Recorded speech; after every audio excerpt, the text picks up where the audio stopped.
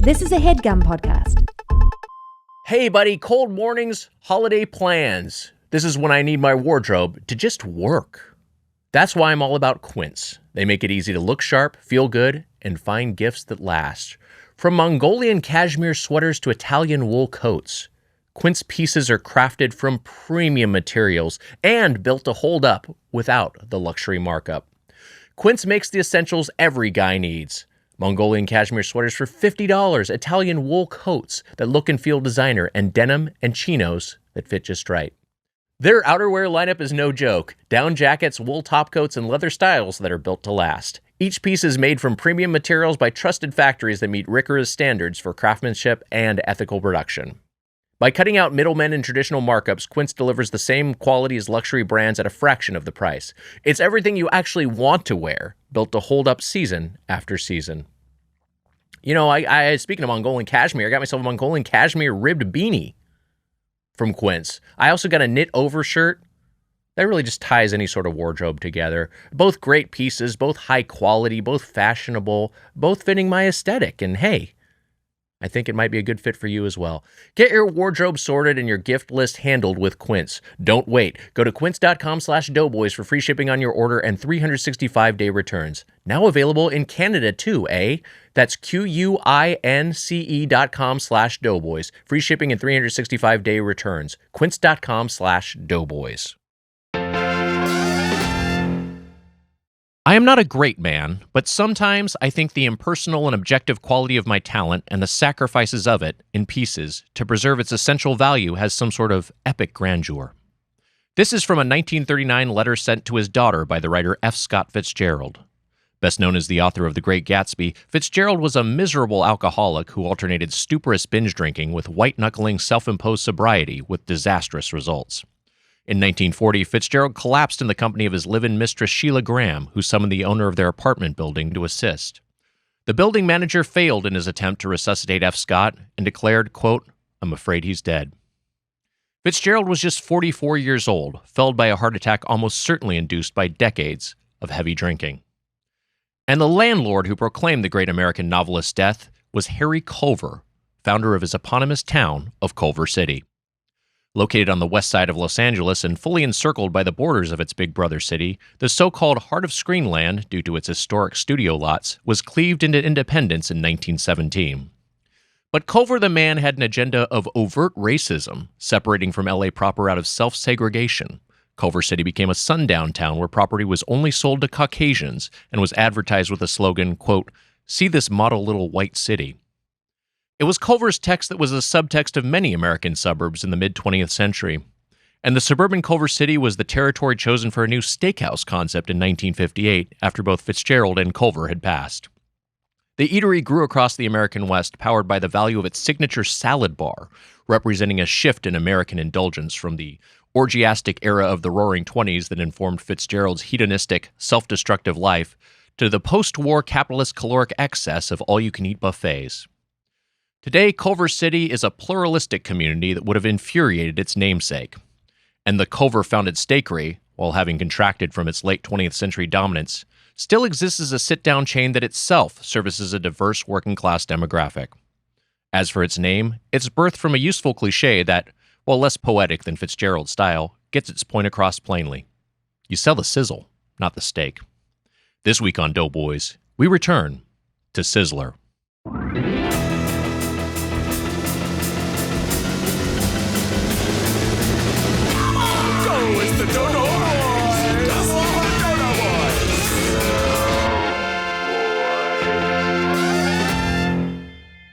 Welcome to Doughboys, the podcast about chain restaurants. I'm Tiger Weiger, along with my co-host, EBM White, Omit Needless Turds, the Spoon Man, Mike Mitchell. That one was a little brainy. It's a reference to our discussion with Jesse Thorne about E.B. White's, the elements of style, where he omit needless words was the passage that we cited. Okay. I'm just saying what I'm just walking you through the reference. Hi, Doughboys and Doughgirls. That reference almost put me under, man. That was. Have you ever thought about being an anesthesia? Hi, Doughboys and Doughgirls. We He's wouldn't just need a ignoring bathroom it? breakdown every episode of Mitch Followed This Great Advice. Lots of love, Mark, a.k.a. Cram on the Discord from New Zealand. Hello, down under. Have you ever thought about being an I thought I was going to say it. Anesthesiologist? Anesthesiologist. Have you ever thought about that? You go in there, you talk to the patient, they go under. Can you try to say it again? This is my hell day. Yeah. This is my third podcast today. Uh-huh. Oh, my God. I'm Mitch, sorry. Jesus. This is also my third. Oh, all right. Well. 3 podcasts in one day. Shut the fuck up. that would kill you. I'd be fine. You would not like No, it. I'd be in bad shape. And That's a lot of podcasting.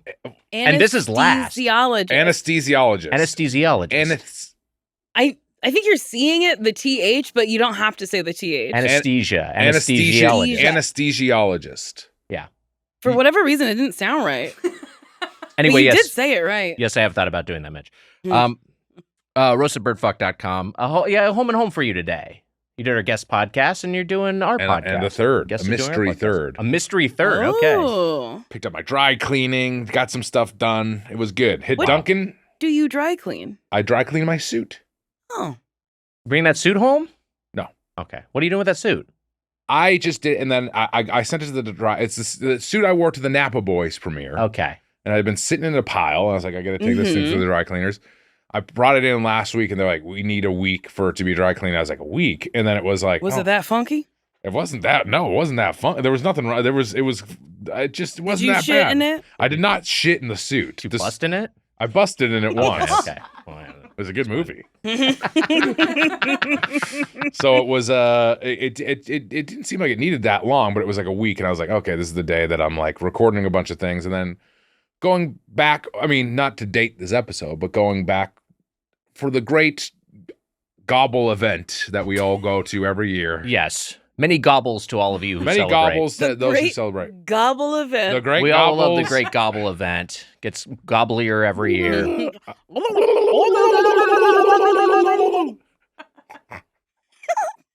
I'm realizing because I own suits, I just don't get them dry cleaned. I just wear them and then I just put them back up, like on the shelf. Oh, nasty. I just put them back on Honestly, the rack. Yeah. I don't think that's nasty. I don't think they get all that stinky. I mean, when Oh, we're wearing a yours shirt and stink, underwear all right. underneath. Well, dry cleaning, they just spray chemicals on it. It's not cleaning it. yeah. So I think you can just do that at home. Good way Febreze to the keep shit. the moths away. They're gonna be flying in there dying, smelling your suits. Your suits stink. People are afraid to tell you your suits stink. Suits smell great. They smell like shit. They smell great. Febreze. Febreze? Yeah, Febreze. It's You're just gonna squirt some Febreze on there? What do you think the dry cleaner's doing? They're just spraying chemical Febreze on your shit. I don't love chemicals personally. So That's what dry cleaning is. Exposing yourself to a lot of It's chemicals. just chemicals. there's a dry cleaner not far from my house. She does a great job. We're friends. Wow, great. And that changes what she does because of the proximity to your house and your She's not far from friendship. the house, and we're friends. She's Okay. very nice. How about that? She does a great job. Yeah. My suits don't stink. My suits don't either. I'm not fucking shitting and busting in them like a fucking animal. Now hold on a second. Yeah. Wait, what Your dry cleaner do you go to? I can't. I just told you it's close. yeah, I know, but the close one is a man. The close to here or close to me? I know where you live. Oh, It's close to me. Yeah. You don't go to. I don't go to. Okay. Sounds delicious. Here, hold on a second. Sounds delicious. Let me. I'm gonna write you right now where I Okay. go. Okay, Mitch is writing in his phone the location. And I've got of my this potato out. dry cleaner. Okay, here we How go. long you had that potato phone case? It's a lot of fun. I got it. Oh, I thought you were going to text me. Oh, okay. Yeah, that's closer than I thought. I thought you were going the other way. Mm, Like straight that way. got it. No. Oh, I know the one you're talking about. Yeah, that's a good one. That is a good one. I can say what is that on. It's up to you. Don't I mean, say it. Yeah. Don't tell these people where you live. Yeah. And I guess I got where this a you week live, too. ago. I love it. And it's got a little potato guy. It's great. And I like the nice man in my life. I like going, "Where's my potato?" That's fun. That's very Yeah, good. because you got it's a big potato case with a little dangling potato Yeah. keychain there. A baby potato. Now he's got a pineapple phone case, which is a lot of fun. Mm. Yeah. These I food like that. phone cases seem to be in. They are. This is a Jessica Jardine. She had it. And I Okay. said, where'd you get that potato from? And she said, Amazon. So I ordered me one. Yeah. And I got a peanut. Okay. See, here's the issue with that. That would be too big for my pocket, the potato case. Yeah. And I just do classic. It's not too big for my pocket. Do you keep it in your pocket? Yeah, we're of similar size and shape. I didn't. There was nothing there. There was nothing. Excuse me? There was nothing there that was implying otherwise, is what I was saying. I feel like you've had several mini strokes. I told you I had long COVID, and then you know what? Driving back there, I was telling Wags, my brain is just mush right now. My brain is also a little mushy, but the place we went to will do that to you. We'll have that after effect. We're dealing in the lingering aftermath. We're dealing in the long shadow of this meal that we've consumed. Yeah, I've already shit some of it out. Yeah. Did you use the restroom? Everybody did. Yeah, I took a All of shit. us did. Oh man, so you used it and were done before I was finished. Yeah. You were taking your sweet time in there. I was not having fun in there. It was one of those. Do you know one of those things where you're like, "Oh, I think I'm done," and then like another wave hits. Another Yeah, wave sure, hits. yeah. That's what was going on. Right. Yeah, Do you I was have a riding the bidet? wave. I have a bidet. Do you shoot the water up your butt to clean it out? I do. Okay, do you? You don't want to go too high up there because you don't want to give yourself like an enema. Why? Because that's like not healthy to start like interfering with your body's natural processes. You don't even want to clean the after. But if you start doing that, then you'll start to induce additional. I've read about this. You don't be blasting too much water up there too high pressure. Like not up into the hole. I blast it right into the hole. Yeah, I don't think you want to like be like power washing your insides. That's what I regularly. do. No, I think you want to be like more cleaning the surface. Oh. And then because otherwise you're basically giving yourself an enema every single time you're having a BM. Wags only puts it up to the full pressure when he's doing a water flosser for his teeth. He stands over the toilet and then flosses his teeth with the water. That's a really funny image. Yeah. Excuse me, I need to floss my teeth. I'm just fucking standing over the toilet. It's that voice. You, my man. Okay. You, my man. Hey, we got the late night sillies going on here. Yeah, burning the midnight oil here at 6:30 p.m. Well, it is pitch black outside. It is Pitch really black out outside. dark. I'm going to the airport at 3:30 this morning. I don't understand that. I think it's too early. Your time to go to the airport was, I would say, bad. I have a 6 a.m. flight. You said leave at 5 a.m. Because you board at 5:30. You have pre-check. I know that. Mm-hmm. You probably have clear as well. So you get there. That's a half hour to board. You are right. I have TSA pre-check technically- and clear. This is true. Technically, it's an hour to board because you have up until 15 minutes prior to departure to get on the plane. You'd be getting a little close if you did that. That would give me anxiety. You've missed in our Doughboys. I did miss one experience, flight, He's yeah. missed a flight. I That's have true. not. Yeah. I miss flights all the time. Yeah. And This is a part of the issue. at least every quarter, I'm missing a flight or two. Yeah. Here's the thing. There's always another flight.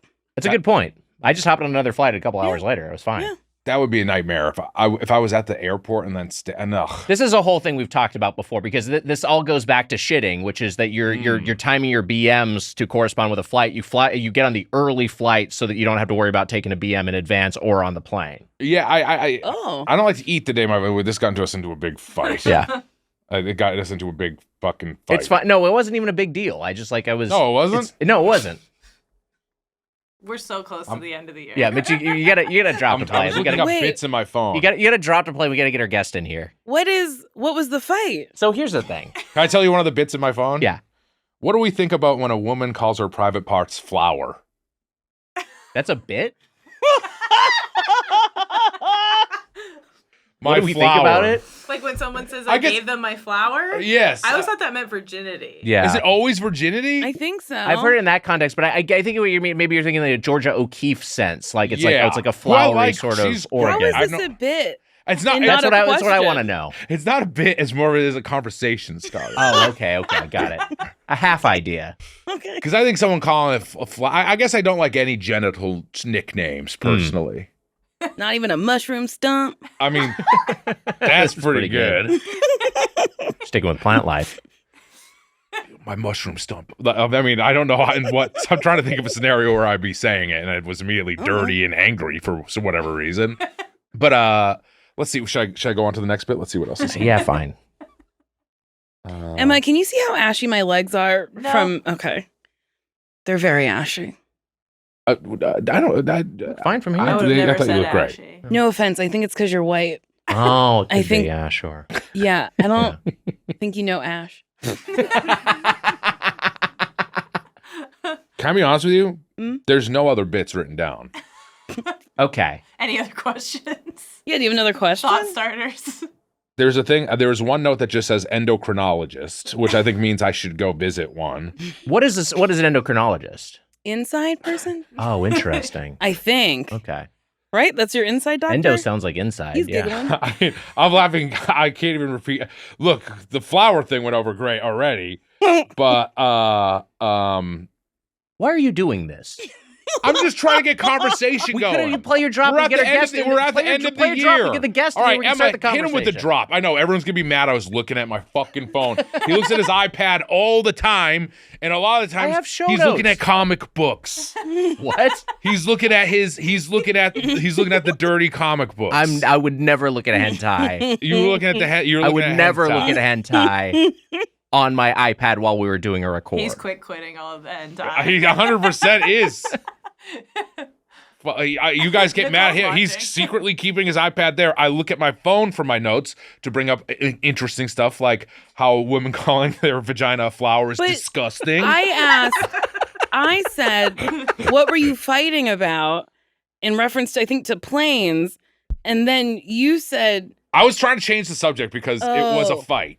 okay, then I never mind. It's fine. We got over it. I said that I don't eat before I fly. Yes. And Wagner's like, well, we have different schedules. That's what he said. And I was Yeah, like, I was like, if you got up a little bit earlier, we don't need to rehash this. yeah. We need to really. Oh do yeah, this. no, you're right because 4 a.m. is far too late in No, the but day I'm- to Cole get might up be tomorrow. the only person that can settle this. I'm Actually, I'm saying this. Uh-huh. If you had, let's say you had your flight a little bit later in the day, Mhm, you mhm. got up like with enough time to eat something, move You're your right. bowels before you got on the plane. No, that's a then good that would point. be If my flight resolved. was at 6 p.m., I guess I shouldn't be waking up at 3:30 p.m.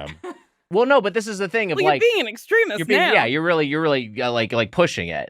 There's nothing else on your phone. There's a There is midpoint not- between there. There's not much else on here. I mean, There's- I get why you leave so early, but also there is a happy medium where you leave at like 10. Do you have to have breakfast? I don't want to eat before a flight. Yeah, I like but- well, very that's what I'm rarely. asking. I like if I have a 7 p.m. flight, I sometimes may eat lunch sometimes, But but if I you don't. have a 10 a.m. flight, you don't have to eat, right? No, I don't want to eat. That's But that's you my whole can point. sleep a little later, so Well, you don't have to that be too, up but at he was 4. saying he was like our schedules are different. I was like I just don't like to eat before flights. Uh-huh. And he was like, I well, our get it. schedules, and I was like, But our schedules are different too. yeah, I know they are. That's a truism. I know. Yeah. I'm happy they are. I don't Yeah. like your schedule. I like. Do my you know schedule what fine. his schedule is? Yeah, wake up, be boring. I don't know what the fuck it is. How dare you? Wake up, be boring. Wake up at 5 a.m., bore the shit out of everyone I see. I'm not up at 5 a.m. I practice good sleep hygiene. I have a consistent sleep time and wake time. You told me that your sleep's not good recently. It hasn't been great, but I've been working on it. Yeah. You, how are you working on it? You meeting up with Sandman? Seeing an anesthesiologist. Yeah, try to say that one again. And I think it is just a lisp is happening. I don't know what's going on. I think you're seeing Anath- the word. There is a TH. Anesthesiologist. There you Yes. go. Anesthesia. Uh-oh. Anesthesia. Have you been put under in a minute? It hasn't been since 2020. 2020. Wow. Yeah, I fell down the stairs, broke the ankle, and then had to get Pins. Yes, pins put in, Ooh. and then I had to have them taken out. That requires you to go to be sedated. Mm-hmm. Wow. Okay. Yeah, the anesthesiologist, when they were like giving me the drugs, he was like, count down from 100, and I was counting down. He was like, you're making it pretty far. And then he was like, also, your blood pressure's elevated. You nervous? And I was like, what are What these? the fuck? What are That's these wild. questions? Yeah, I'm very nervous. And then when he was You're like, you've making it gone very down. far, like your tolerance is really high. I Good think for that's what you. he was trying to imply. And I was like, I don't know what to tell you. I didn't even make 1 second when I did it. They were like, all right, count down from like 10. And I was like, 10. And then don't remember anything. It was really? over. Yeah, That's yeah. my memory of getting my wisdom teeth taken out, like, whatever, 25 years ago at this point. But I took an anatomy class in high school. Put him back in, you dumbass. Wow. I took an anatomy class in high school, Wow. and I was too mean. our teacher. No. It was quick and good. It was right there. Put him back in, you dumbass. Our teacher talked about how she used to give autopsies, and the first autopsy she ever before she got into teaching public school, she worked as like a in forensics and performed autopsies. First autopsy she ever did was a man who died during surgery from the anesthesiologist. Oh my God! And it was a thing where he did not disclose that he was an alcoholic, and so that because of that, that reacted with his elevated alcohol levels, the chemicals that they put in him, and just like fucking killed him. He never woke up. Yikes. Jesus. And she was like, Wait, he was handsome too. That's very what she said at funny the end? to add. Yeah. That's so anyway. But Too you bad got a put too under bad an ugly guy for your didn't die wisdom in that teeth? scenario. Yeah, What years the fuck ago, is yeah. she saying? I don't know. Just like I think it just Well, sticks ugly with people you. deserve to die. All right. What? Why did you have to think about that? Sorry, that's right. Do you have wisdom teeth? I got them removed as well. Did you get put Put them under? back in, you dumbass. Quick. Did you get put under? I did get put under. I didn't. Wow. They twisted and pulled them, and I felt it. Oh, that's horrible. Local anesthetic? Mhm. Wow, Were yours okay. impacted? That's intense. I don't remember. I don't I- think A so. lot of times they're impacted where they're going sideways and you have to go under for that. Oh, I maybe have that's what it all was. of mine in my mouth still to this day. I have Wow. one. Just one? They left one? Well, I only had 3. Oh. Waking up from wisdom teeth was the worst. Because waking up from the colonoscopy, great. I was in a bed and it was nice. Mm-hmm. Waking up from the wisdom teeth, I woke up and I was in a different room, which I was like, how did I get into this room? And my mom was there. And I was like, was I talking? You know what I mean? Like I was like afraid that I was like saying dumb stuff while I was on it. Because I like was semi-awake, Yeah. you know what I mean? And then went out whenever I Were went you down. saying dumb stuff? I maybe probably were. was. You I had probably no were, yeah. idea. I maybe was. Yeah. And I mean, like, you said a lot of dumb stuff so far, so. okay, moving on. Mitch, our guest has Wait, has did I an not out. play a drop? Our guest has an out. We haven't played the drop Oh, yet. play the drop. Please hit him with the drop, Emma. Oh, wow. Chicken and shrimp together. Chicken and shrimps, it's a Sizzler. It's a restaurant within a restaurant. Sizzler. That sounds good. But hurry, before this guy eats it all. I love Sizzler. I'm in it for the crunch. I was shocked because everyone makes jokes about Sizzler. Sizzler brings the choices that you've been This time's getting close. That bottom cold, you make the Sizzler world go round. A lot of fun. Our old pal Marissa Pinston on there. That's right. Yes. Hashtag Pin Pals. What's up, Pin Pals? Hey, Nick, Mitch, Nicole, and the Dais. Okay. Sending in an oldie from way back in 2017. I made this after your first review of Sizzler with Marissa Pinson, but I don't think I ever sent it in. Is Sizzler still a Golden Plate Club chain? I guess we'll see. Cheers. DK. The Drop King himself Drop coming King out of himself. retirement Mhm. to give us a bespoke drop. How about that? Very fitting. Drops at birdfog.com. And befitting an esteemed guest we have back on the podcast. Wouldn't it be fun if you were an anesthesiologist? Got it. Wouldn't it be fun if you're an anesthesiologist to be like, you're making it pretty far, like trying to mess with, you know what I'm saying? Like doing some echo voice stuff, trying to mess with it, I think, be yeah, preaching sure. about this. I Yeah, think but it would be funny. fun for that person, but maybe not fun for the patient. You're like, why are you trying to fuck with me? That is all right. That's fair. When I woke up with my wisdom teeth out, I had a bunch of gauze in my mouth and was bleeding. It was like a terrible experience waking up from that. It was terrible not being put to sleep. Yeah, that's also true. Yeah. Now I can't open my mouth all the way. Do you think, Mitch, Really? Mitch, are you afraid that while you were asleep that a mummy had you suck him off? It was my mother. Oh, okay, sorry. I wasn't there with the mummy. But yeah, of course, I'm always afraid. Any night I go to bed, I'm afraid I'm going to be sucking a mummy off. Of Yeah. course. That would be so awful if you blew a mummy and then you got like the bandages stuck in your mouth. Yeah, I know. Can you imagine? That is a good question. Do you have to unwrap? Do you got to unwrap his dick? I would imagine it is wrapped. So you got to unwrap it. Do you unwrap it to suck him off? I think he wants it wrapped. He wants Yeah, it to I think remain he wants wrapped. it wrapped. Yeah. Yeah. What is it? Glove it, ticket. Wait. Wait. Oh wait. No Click it glove, or no take love. it. Oh. Our guest, I think was thinking of Click It Ticket. Our guest host, Why Won't You Date Me, right here in Headgum. Nicole Byer is back. Hi, Nicole. Thanks so much for being here. Thank you for having me. What a treat. What an absolute joy every time you join us. Last time we discussed Applebee's, our first Applebee's review. Have you returned to the B? Have I? Yes, I have. You have? Okay. Yes, in Jamestown, New York. I was doing like shows there, and I went to the Applebee's. I had boneless buffalo wings, and I think ribs, and it was a lovely time. Sounds like a hoot. There's an Applebee's next door to North Quincy High School, and I've never been to it. My high school. Your alma mater. Yeah. Do you have one near Ed Gein High School where they teachers give autopsies to fucking? I did not go to Ed Gein High School, named for the serial killer. Did not go to Monster High. I went to Long Beach Poly High, home of Scholars and Champions. That's right. Famous alumni include Snoop Dogg and Cameron Diaz. Cameron Diaz. Yeah, Oh, that's fun. Yeah. Tony Gwynn went to my high school. Wow. Tony Gwynn was a Major League Hall of Famer, R.I.P. Mm-hmm. And also a Billie Jean King, the tennis great. Yes. Marilyn Horne, opera singer. Oh. Yeah. What a lineup. Yeah. Stephen Van Zandt went to my high school. Wow. From The Sopranos. We were just talking about The Sopranos. Silvio. Yeah, Wow. He does this look a lot of the time. Yeah, he's doing like kind of a Pacino impression. Yeah. What do you think of him in the series so far? He's great. Yeah, he's very good. His wig is the best wig. He's Great got a wig. good wig. He's got a good wig. My favorite character? Tony's mother. I was Great very sad character. when she passed away. Olivia Soprano is great. Yeah. She is so funny. Nancy She's Marchand, great actor, R.I.P. Also, it has a great performance in The Naked Gun. Oh, original right. Naked Gun. Yeah. She's a villain. Or no, also, is she Nancy Marchand? No. She's like the head of the police department. That's right. Wait, Yeah. but she's not in the Goonies. That's another actor, right? Or is it? No, I think it's a different actor. It's It's a not different Nancy actor. Marchand. Okay.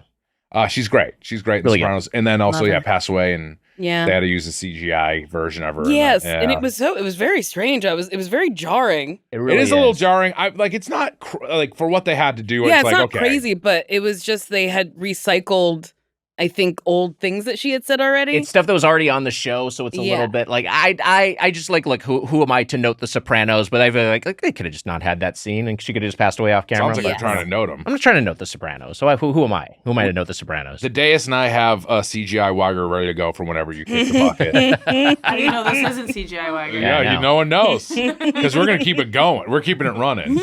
And you've repeated yourself 1 billion times over, so it's no big deal. We can. oh my god, Yeah, I'm coming at you today. you really are. It's the holidays. I'm sick of your shit. Let's get this stuff over with. I'm ready to go back home to mommy. Yeah, we know. Will you tell your mom I said hi? She'll be very happy. I love her so much. Heather Weiger said hi too. All right, we'll see. She loves me. She does. You know what? Wags is a very good. When he came to my house, the two of them sat out on the porch for a little too long. What a lovely And time. we're having a good Trying to time. be his daddy? Is that what's happening? Trying to be his new daddy? You could do worse.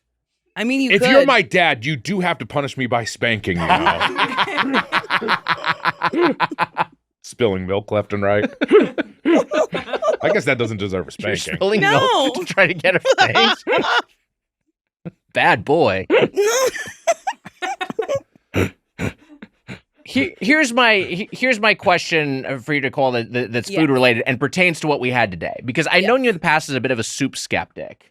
But we certainly enjoyed a little crock of soup today. We recently did Soup Month of the podcast, Crock Dough Burn Fest. You didn't. I forgot that you were a soup skeptic. Have you have you turned a corner on that? Are there certain soups that you can tolerate? I have turned a corner.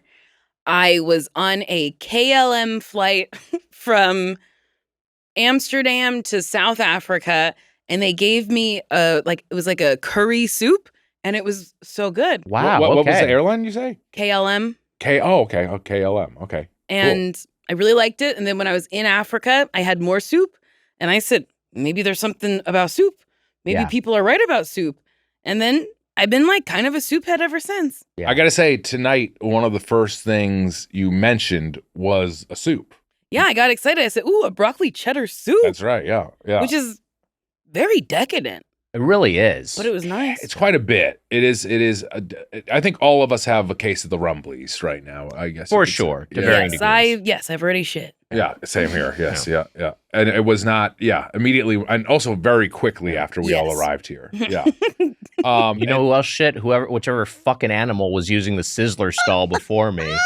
Which I can standing about 15 feet away, fucking blasting a super soaker of diarrhea directly onto the toilet seat. Fucking monster. Look, I didn't know you were gonna. Yeah, I didn't know you were gonna. Did you take a picture? I was not gonna take a picture of someone else's shitty toilet. I didn't know you were gonna use the bathroom after me, so I apologize. This plays into. I told you this is 100% the same person. Yeah. I went into the bathroom.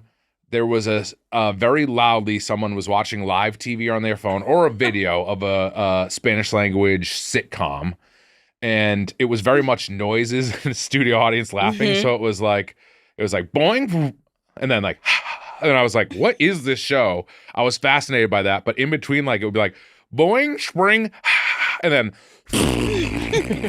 so fucking loud. Yeah. It was disgusting. It was truly, this guy was like shit, like, and it must have been the same guy. Yeah. Because it was like very, very loud and it seemed very, very echoey. And I think it was a man.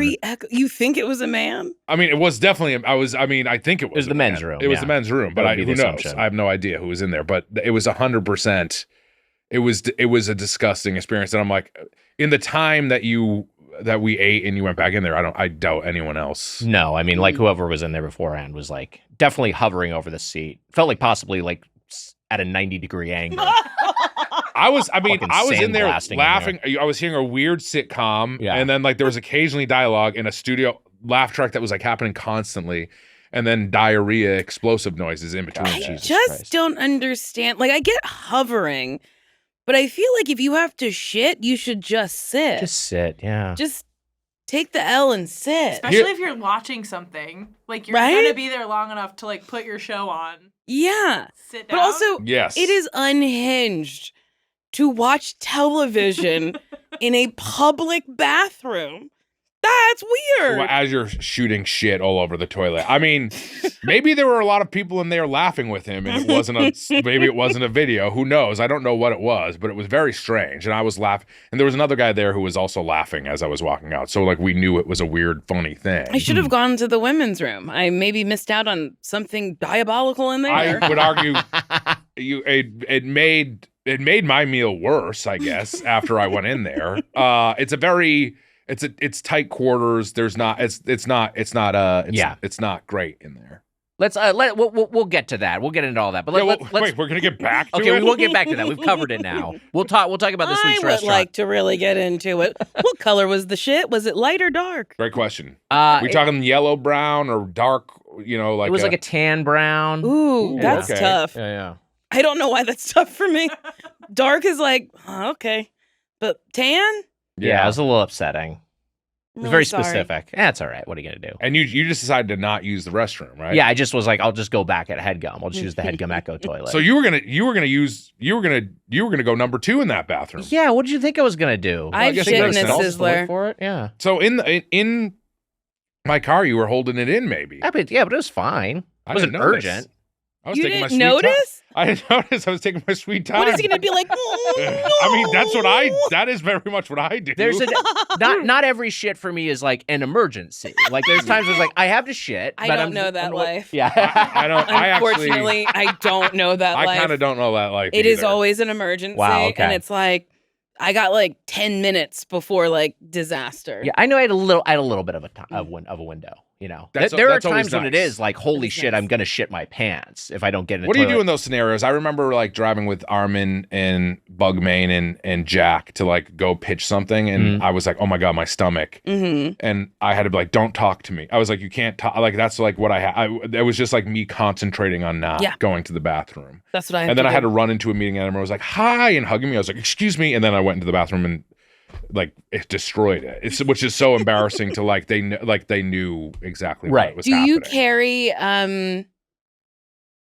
like a poopery? Yeah, poopery. Well, you told me something on your podcast earlier about some matches that you have. Yes, they're incense matches. Oh, that's smart. So you light them and then you just hold it for a little bit, and it's an incense, and it smells really nice. Very savvy. I do not travel with poopery or You anything like should. that. Maybe I should. Yeah. I now kind of under your recommendation, I now will have Pepto-Bismol in my car or something. But it can like harden in your car. If you keep it in your car for too long, it can like harden up. Oh. Mine Yeah. never lasts long enough for it to harden. It's gone within a week. Do them pills. Yeah, Ooh, don't they those like are the good. That's chewables? smart. Little Yeah, chewables. yeah, That's what yeah. I travel with. But Pepto-Bismol also backs me up if I take it, so I try not to take it ever. This is the, Can I pitch something at you? yeah. Get up a little bit earlier, have your meal earlier, then you have your meal before the flight.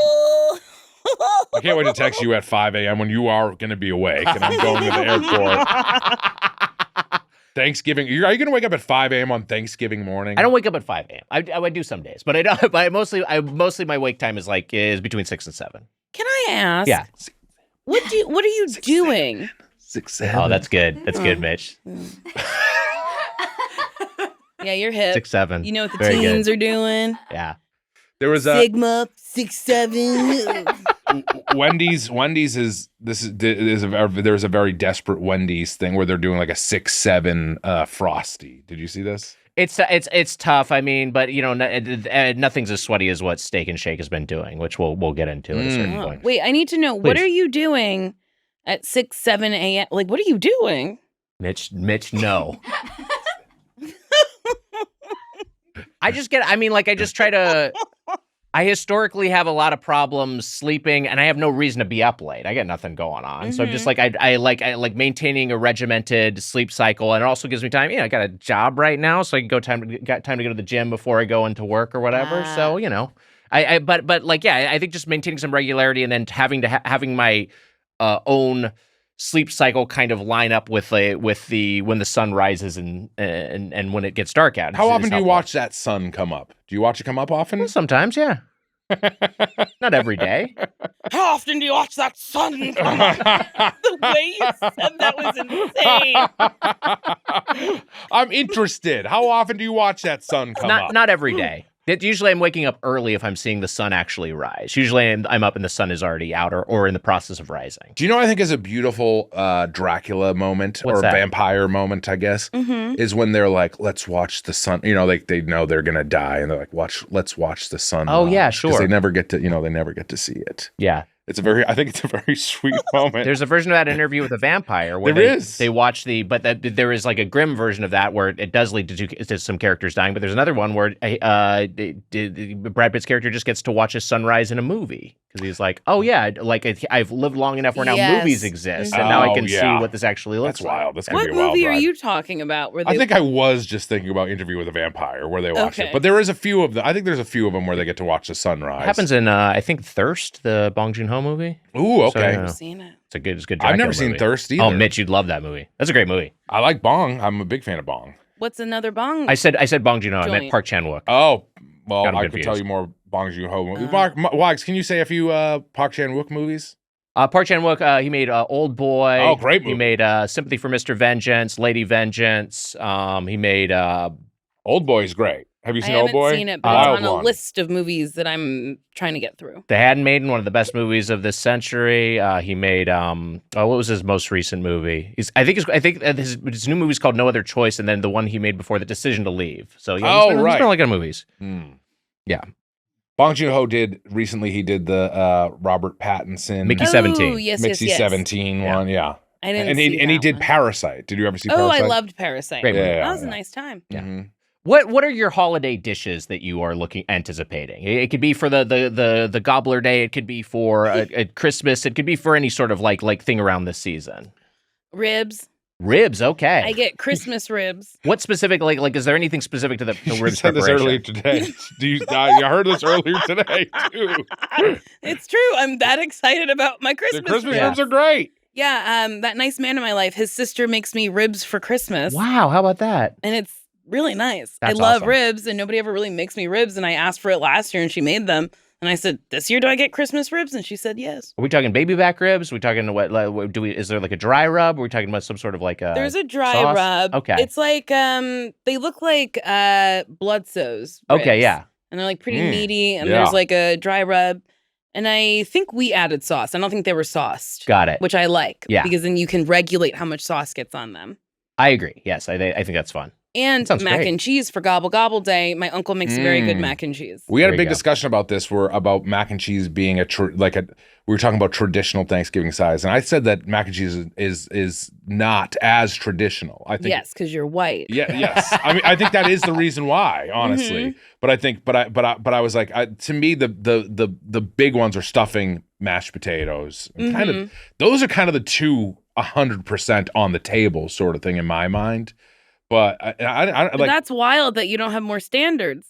But like- I'm saying if I'm like boiling it down to like the 100% the standards, because like any vegetable can come in and out, right? Cranberry sauce, mashed potatoes, stuffing. I feel like you're being too much of a traditionalist here. Yeah. That's that's the exercise here. That is the exercise. It doesn't have to be. It's. But I'm just saying. I think, Yeah. okay, mashed potatoes, Yeah. stuffing, cranberry sauce, mac and cheese, some sort of sweet potato casserole thing, and See, then that's a- like that's a- collard greens. To me, that's the standard. Yeah. And of course, it's different for it's very different with it's different between families, of course. but I'm saying like what would you say is the number one stuffing, right? I would say like or dressing. I kind of wonder if mashed potatoes supplant stuffing / dressing as the number one, as the most common. If that's that's what you're trying to do. But I like know. a sweet potato too. But I would like if I showed up to a Thanksgiving there was no sweet potato, I'd be like, okay, like I wouldn't be thrilled. I'd love be to. Very mad. Would you be mad? Yes. Yeah, I get it. I've never had a Thanksgiving without some sort of sweet potato-y thing. Yeah. All right, that's fair. For me, I'm expecting mashed potato stuffing and cranberry sauce. And then all the extras are fun to me. I love a green bean casserole, but I'm not expecting that every time. Sure. I don't All know. right. Yeah. I mean, it's not a fun exercise, but it is an exercise. I was just saying it's an exercise. What's the days? What are your number one sides? Your number one Thanksgiving or / holiday dishes? I think mashed potatoes are my favorite. The mashed potatoes. For sure. Yeah. Yeah, stuffing, mashed potatoes, cornbread. Cornbread's Cornbread. a lot. Oh, yeah, I'm a sides cornbread. queen. Yeah. I agree. You didn't get enough credit for sides queen. That's good. She got plenty of credit. We laugh.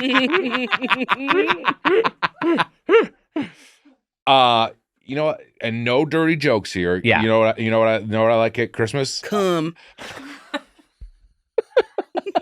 A big old bowl of Santa cum. A nice Yule log. Oh, that's fun. Yes, I like a Yule log. Have you had one? No, what? Isn't a Yule log just on the TV and it burns? Like, No. You mean like a cake log? Yeah. Aren't they called Yule logs? There is a dessert, yes, but I only know about it in the abstract. I've never actually had oh, one. I had a actually Yule log thought it was exists. just like a burning log that you turn on the I mean, TV. that's also very fun Well, too. what's a Yule? What are you I'll eating? show you a Yule log. Hold on, I'll show it to you. Oh, it's like a chocolate roll cake that looks like a log. Mm-hmm. Oh. One of those cute. specialty Christmas desserts akin to And a look, fruit cake. not traditional at all. Fruitcake is sick. I'm not into fruit cake. I'm not No. a fruit cake. You know what? I gotta say it. Thanksgiving food better than Christmas food a lot of the I time. don't think that's controversial. Okay. Yeah. Most people agree with you. I mean, More we of a do. food holiday. Mm-hmm. Here we go. Here's a Yule log. Oh, it's like a yo-ho. No, a yodel. Yeah, It does is. look like a yodel. It does look That's like a what it big is. fat yodel. It's a yodel. Like a Stromboli-sized It yodel. does. Yeah. I don't like this one's nasty. That one looks too much like a log. Yes, some of them really do look like that. I mean, that's the fun of it. They try to make it look very. So what is loggy. it's like chocolate and then like cream? Yeah, like a chocolate. chocolate yeah, cake like a chocolate cake wrapped with in like, cream. Oh, okay. yeah, with like cream in it. Yeah, it's good. Interesting. Does your mom make that? No, I've only really had it at Christmas twice, but made it? I loved it. I ordered it twice, and it was good. And also we'll do prime rib or roast or like a roast beef. Okay. On Christmas, which I think is fun. Controversial. I don't like a prime rib. Really? Yeah, I don't like it. It's too big and meaty and chewy. It's certainly situational. Okay. There's a lot of times where you get a bad prime rib, and it's not really worth it. There are times when if you find a place that really executes it well, I'd be like, and this is like their specialty. I was like, all right, yeah. Have you I'll been to indulge Lowry? this. Have you ever been to Lowry's? I don't know if I've had a prime. No, actually, I haven't. I haven't been there. Lowry's and Tam O'Shanter is the other big one that has. See, I've tasted the Tam O'Shanter one, and I did not like it. Oh, okay. I like Tam O'Shanters. It's a fun time. But you like steak, which we got into today. Love steak. Yeah. So that's why it surprised me, because they also do a thin sliced prime rib, and I wonder if you should try that, because when it's very thin sliced, it is like some of that texture stuff can go away a little bit. I would try it, but prime rib, it doesn't feel cooked enough. Yeah, and then it's chewy. It's like gum meat. I think meat gum. That is disgusting, and I do know what you're talking about. It is a little bit gum. It is kind of gum meat. Wack. She's not wrong. They're very. I mean, I understand though liking steak and not liking prime rib, because Natalie's the opposite. Natalie likes prime rib and doesn't really like steak. Natalie doesn't like steak, but she likes her meat like really rare. Natalie doesn't like steak. It's just like it's not the thing she's usually craving when she's I'm going for an shocked indulgence. at this. Yeah. I mean, you're not married to her. I feel bad for her about that every day. She likes everything. I mean, she's like she eats. But she's such a foodie. I think that's why I'm other surprised stuff, by this. There's other stuff that she would pick over steak. Is more what I mean by that. Yeah, it's not like she's gonna like turn her nose up at it, but it's just like I'm not. I'd rather the first thing she wants to order. Yeah, she'd rather order like a like a whatever, like a branzino over like a ribeye. You know what I mean? So that's my Christmas Eve dinner is, and I noticed that no one got any of this soup today, but clam chowder. There was clam chowder? There was clam chowder. We all opted for the broccoli cheese soup. We'll do clam chowder, and we'll do like stuffed clams. This is very New England. Quahogs, as they call them. Yeah. Yes. And then quahogs. So, we call them stuffed clams, but quahogs. I call them Peter Griffin's town. You do call it Peter Griffin's hometown. Yeah. Clam chowder and then lobster rolls. That will be that's our Christmas Eve dinner. And I love it. That's personally. tough. Do you not like any of that stuff? It's just tough for me. It's just a lot of seafood. It's a lot. I don't think I'm not a clam head. Oysters are on a half shell. Yeah. And those are raw? Yes. Clams they open up when clams you cook open them? up, and stuffed clams are it's very much like stuffing. It's like breading that's cooked, and you kind of don't even taste the clam that much, right? For people who've had them. It's mostly the filling. It's just mostly the filling. I think you would enjoy those. You can get raw clams on the half shell though. Yeah, I don't like raw clams. I like oysters, I don't like raw clams. I love oysters. Yeah. Yeah. But are you a lobster fan or no? I do like lobster. Okay. But like clams and mussels, they taste, or the texture's a little snotty. It's like snot. Sure, yeah. I can see that.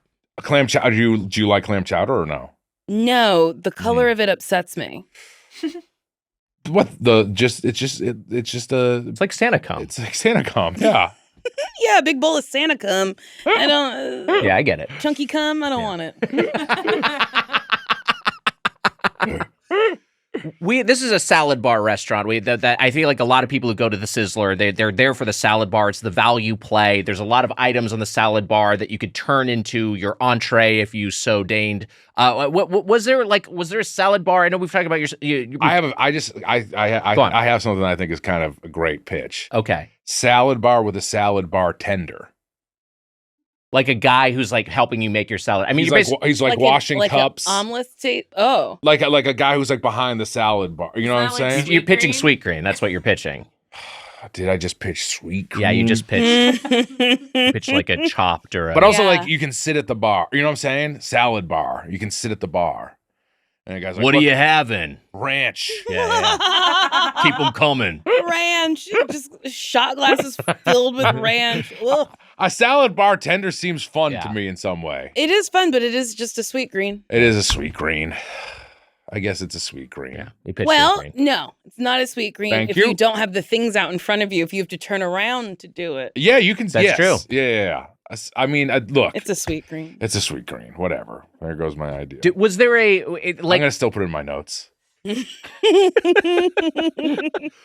Was there a salad bar you went to growing up? I'll answer for myself real quick, which is that there was Marie Callender's, which is now a mostly defunct chain. I think people primarily know from the frozen foods aisle of their grocery store. But Marie Callender's used to have a salad bar that like I coveted as a boy. Oh, yeah, and so like that's what I think of. That was my first like kind of salad bar experience I think of, and also the Soup Plantation.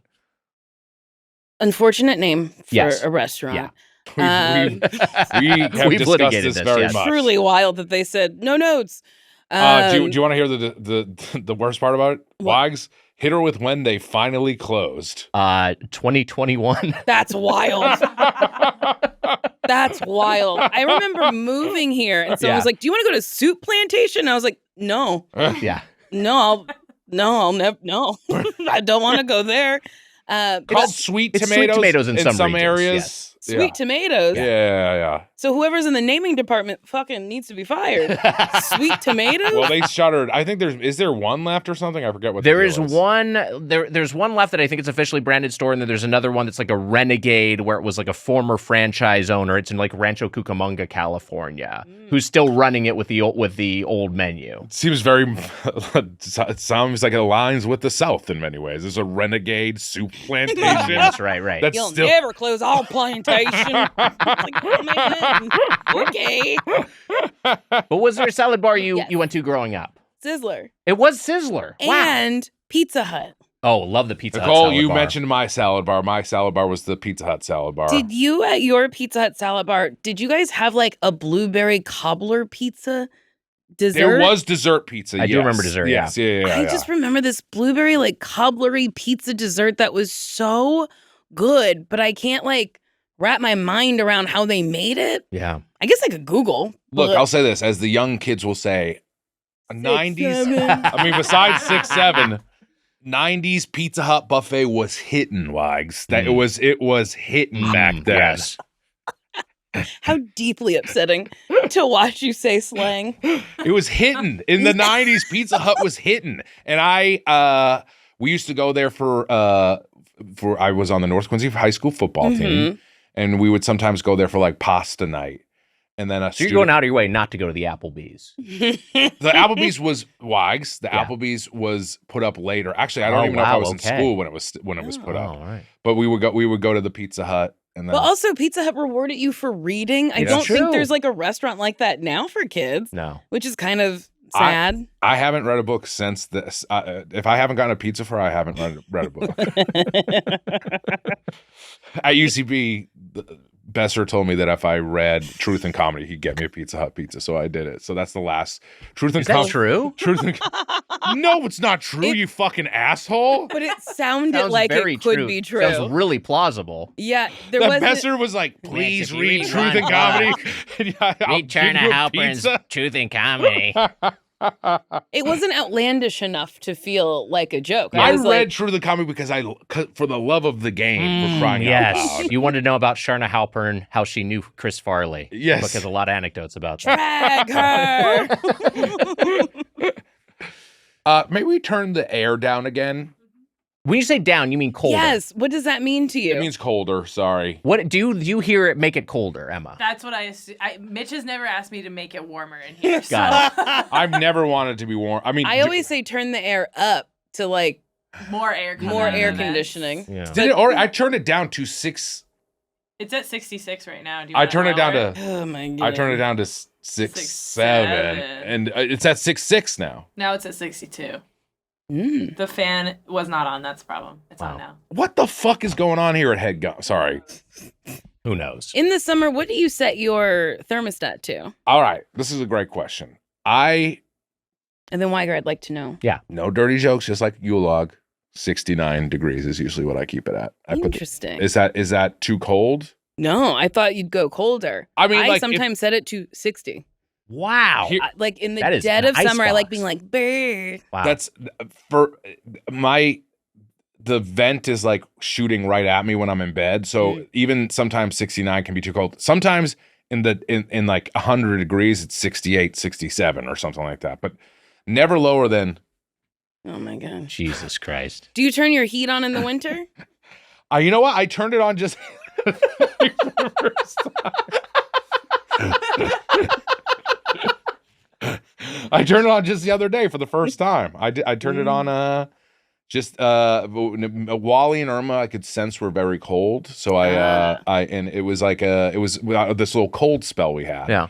And I turned it on to 68 degrees because it was 65 degrees in my house. So I put it to 68 degrees. We was rarely nice. go below below 70, but I think first off, I think our smart thermostat, I think the way where it detects temperature, I think it is different from how the house actually feels. It just feels like that just feels like it runs a little bit hotter than the actual temperature. And then also Natalie is a little runs a little colder than me, so she doesn't like the temperature quite as frigid. So if we're both there, we'll find a compromise. This But is it's a hard usually thing if I'm comfortable. dating somebody. Yeah. I like it frigid. I like Same. it colder, and and then the other person will always be like, it's freezing cold in here, and I'll be like, Sorry about it. sorry about that. Yeah. And Someone can layer up and someone can layer down. There's a way you can make this work. I think layering up is easier than layering down. Yeah, sure. You can't just be naked. I guess you could just be naked in the house. Can you believe It's your I'm house. single when I put my thermostat to 67 degrees and then the person I'm dating says, it's too cold in here, and I say, too bad. I put my CPAP back on and just don't touch them for the rest of the night and sleep like a Dracula. Mitch, what was was Pizza Hut? Was that your salad bar growing up? Was that your Why default? can't you take the mask off and give him a little smooch? I mean, I will do that occasionally. I'll give him a smooch with the mask on occasionally. Oh my God. Wally likes it because the mask does shoot out air, and I think he likes the air on his face. Oh, It's that's very fun. cute. That is adorable. Yeah, because there's little vents in case your power goes out, which it has done to me. If your power goes out, you're like not, the air is not being pushed into your nose and mouth. That's scary. It is kind of scary. I know, it's wild, but But you're not going to asphyxiate. you're not going to asphyxiate because of those little okay. holes. Yeah. Wait, what did you ask? What's your was Pizza Hut then? Was that your salad bar go to? I think when I think of I think that's got to be it. I also think there was a time when the Wendy's had the salad bar. There was a time when Carl's Jr. Hardee's had a salad bar. Wendy's those is as well. the other one. but Wendy's had a salad Wendy's bar? had a salad Yeah. bar for a brief shining moment. Wendy's isn't really is Wendy's is in tough. Is in a tough spot right now. Yeah. They're falling apart. It's very sad. Wait, they're falling apart? They've really, it's really, really bad. They've changed to shredded lettuce. They're like cheapening their product. Shredded lettuce? Yeah, the shredded lettuce. On yeah. a junior bacon cheeseburger? That's what I'm talking about. This is the issue. Ugh. Yes, yeah. Shredded lettuce just falls off a sandwich. I 100% agree. I agree with you. And it's like Wendy's was like, oh, you have like a fresh nice piece of lettuce nice on there. green That's leaf what- lettuce, nice piece Yes. of romaine or something like that. But we live close to each other. I don't see you enough.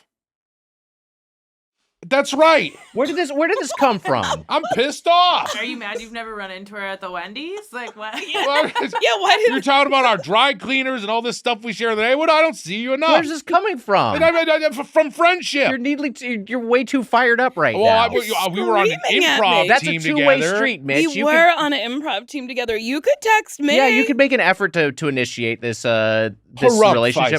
say. I'm mad. Bah humbug, I say. All right, I'll text you. We'll go to dinner. Yeah, Because that's fun. you're very close to a restaurant that I like that serves lasagna. There you go. Garfield Cafe. One day. You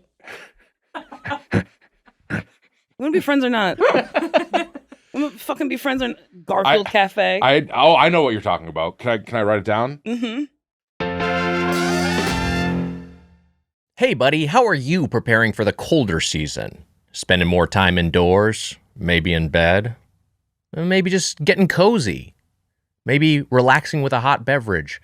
Whatever you're doing, sleep is more important during cold and flu season. So while shopping for everyone else this season, don't forget to gift yourself a great night's rest with a new Helix. Now here's the thing. We love the Helix over at Doughboys. Mitch has the Moonlight Luxe. Emma has the Helix Dusk. And the sleep issues that a Helix can address are extensive. We're talking night sweats, back pain, motion transfer. I deal with insomnia, and so getting a restful night's sleep is a huge priority for me. And Helix can address those issues and improve your overall quality when you're getting some Z's. The Helix Sleep Quiz matches you with the perfect mattress based on your personal preferences and sleep needs. Helix delivers your mattress right to your door with free shipping in the U.S. Rest easy with seamless returns and exchanges. The Happy with Helix guarantee offers a risk-free, customer-first experience designed to ensure you're completely satisfied with your new mattress. Plus, Helix is the most awarded mattress brand. Wow. Go to helixsleep.com/doughboys for 20% off site-wide, exclusive for listeners of Doughboys. That's helixsleep.com/doughboys for 20% off site-wide. Make sure you enter our show name into the post-purchase survey so they know we sent you. helixsleep.com/doughboys. Sizzler was founded in 1958 in Culver City, California. Had over Really? It's true. I didn't know this. Had over 250 restaurants at its peak, but is now down to around 80 locations. Now, during the pandemic, it filed for Chapter 11 bankruptcy. No? Sorry. But reemerged in 2023. Our only previous review was back in 2017 with Marissa Pinson as Drop King referenced in his drop, and it is in the Golden Plate Club. Now, in 2000, there was an E. coli outbreak at a Sizzler in Milwaukee. And then in 2006, rat poison was found in the salad bar in Brisbane, Australia. Well, no. The culprit was a mentally unstable woman, but it led to the closure of a bunch of Australian outlets. As far as I know, it's now only in the U.S., Thailand, and Japan, but it had more of an international presence pre the pandemic. So the Sizzler, this is a place you went to as a kid, and you've been going to more recently. Yes, I think I've been to Sizzler, let's see, twice with Marcy, once with Sashir and Jessica, and then with you guys. So 4 times within the last 4 months. Wow, because you specifically pitched covering Sizzler when we asked you to come back on. What is the reason for this this re-entry of Sizzler into your life? Well, an affordable steak is always really nice. Yeah. And I had a hankering for dinner with soft serve. And they have a soft serve machine. So I was like, ooh, I can get dinner and soft serve. And then I was like, wait, they also have a salad bar.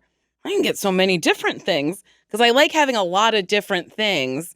And I'm on Manjaro, so I can't eat too much. So it's nice to have little nibbles of variety. Yeah. Mm-hmm. So I went with Marcy and I was like, holy shit, I love it. And then I went back and we stayed there long enough for me to take a shit, get seconds, take another shit, and then leave. And then how fun is that? You went twice?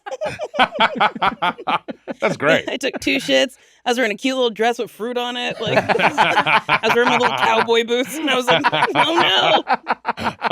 And then I took a to-go ice cream. I love Sizzler. Mitch, here's my question for you, and maybe Amelia, you can weigh in on this as well. Is the Rizzler a pun on Sizzler? Well, yes, he is. Amelia wanted to do the Sizzler with the Rizzler. This is right at one point. Yeah, he has merch that it's like the Sizzler logo, but it just says the Rizzler on it. So, and I think he's done brand deals with them. But he's explained the etymology of Rizzler comes from. I mean, it has to be a pun on that. What else would it be? Oh no, that's from the Riz face. No, but I know that it comes from the Riz face. But I'm saying like the specific name, the Rizzler, has to be from Sizzler, right? Like what else would it be derived from? Did you just say a second ago it was? You just from said Sizzler? it was. I thought we were just saying. Never mind. I don't know. Did you know what I was asking? No. Okay. You just got excited to answer about the Rizzler. I was saying I know what the Riz face is, and I know that he is the Rizzler. I'm just saying, what other Izzlers are there? Right? It's just like the Rizzler is a pun on Sizzler. Could be a pun on Twizzler. It could be a pun on Twizzler. I suspect it's Sizzler. Or if you are someone who rizzes people, what are you? The Rizzler. There's really no other way to say You know what? It could be like the Riddler, I guess. It could be like the Riddler with Riz. That's what it might be. We gotta capture like this little fucker and get some answers. Capture? Oh, well, invite him to the show. All right, fine. Everyone relax. Get a net out. Capture him. He's 9. Is he 9? We'll get him. We'll invite him to the show. Is he still part of the zeitgeist? Is he still doing stuff? Yeah. The Rizzler has staying power. Yeah, he just had an interview with Hezbollah recently. With who? Hezbollah. The news organization? No. Hezbollah.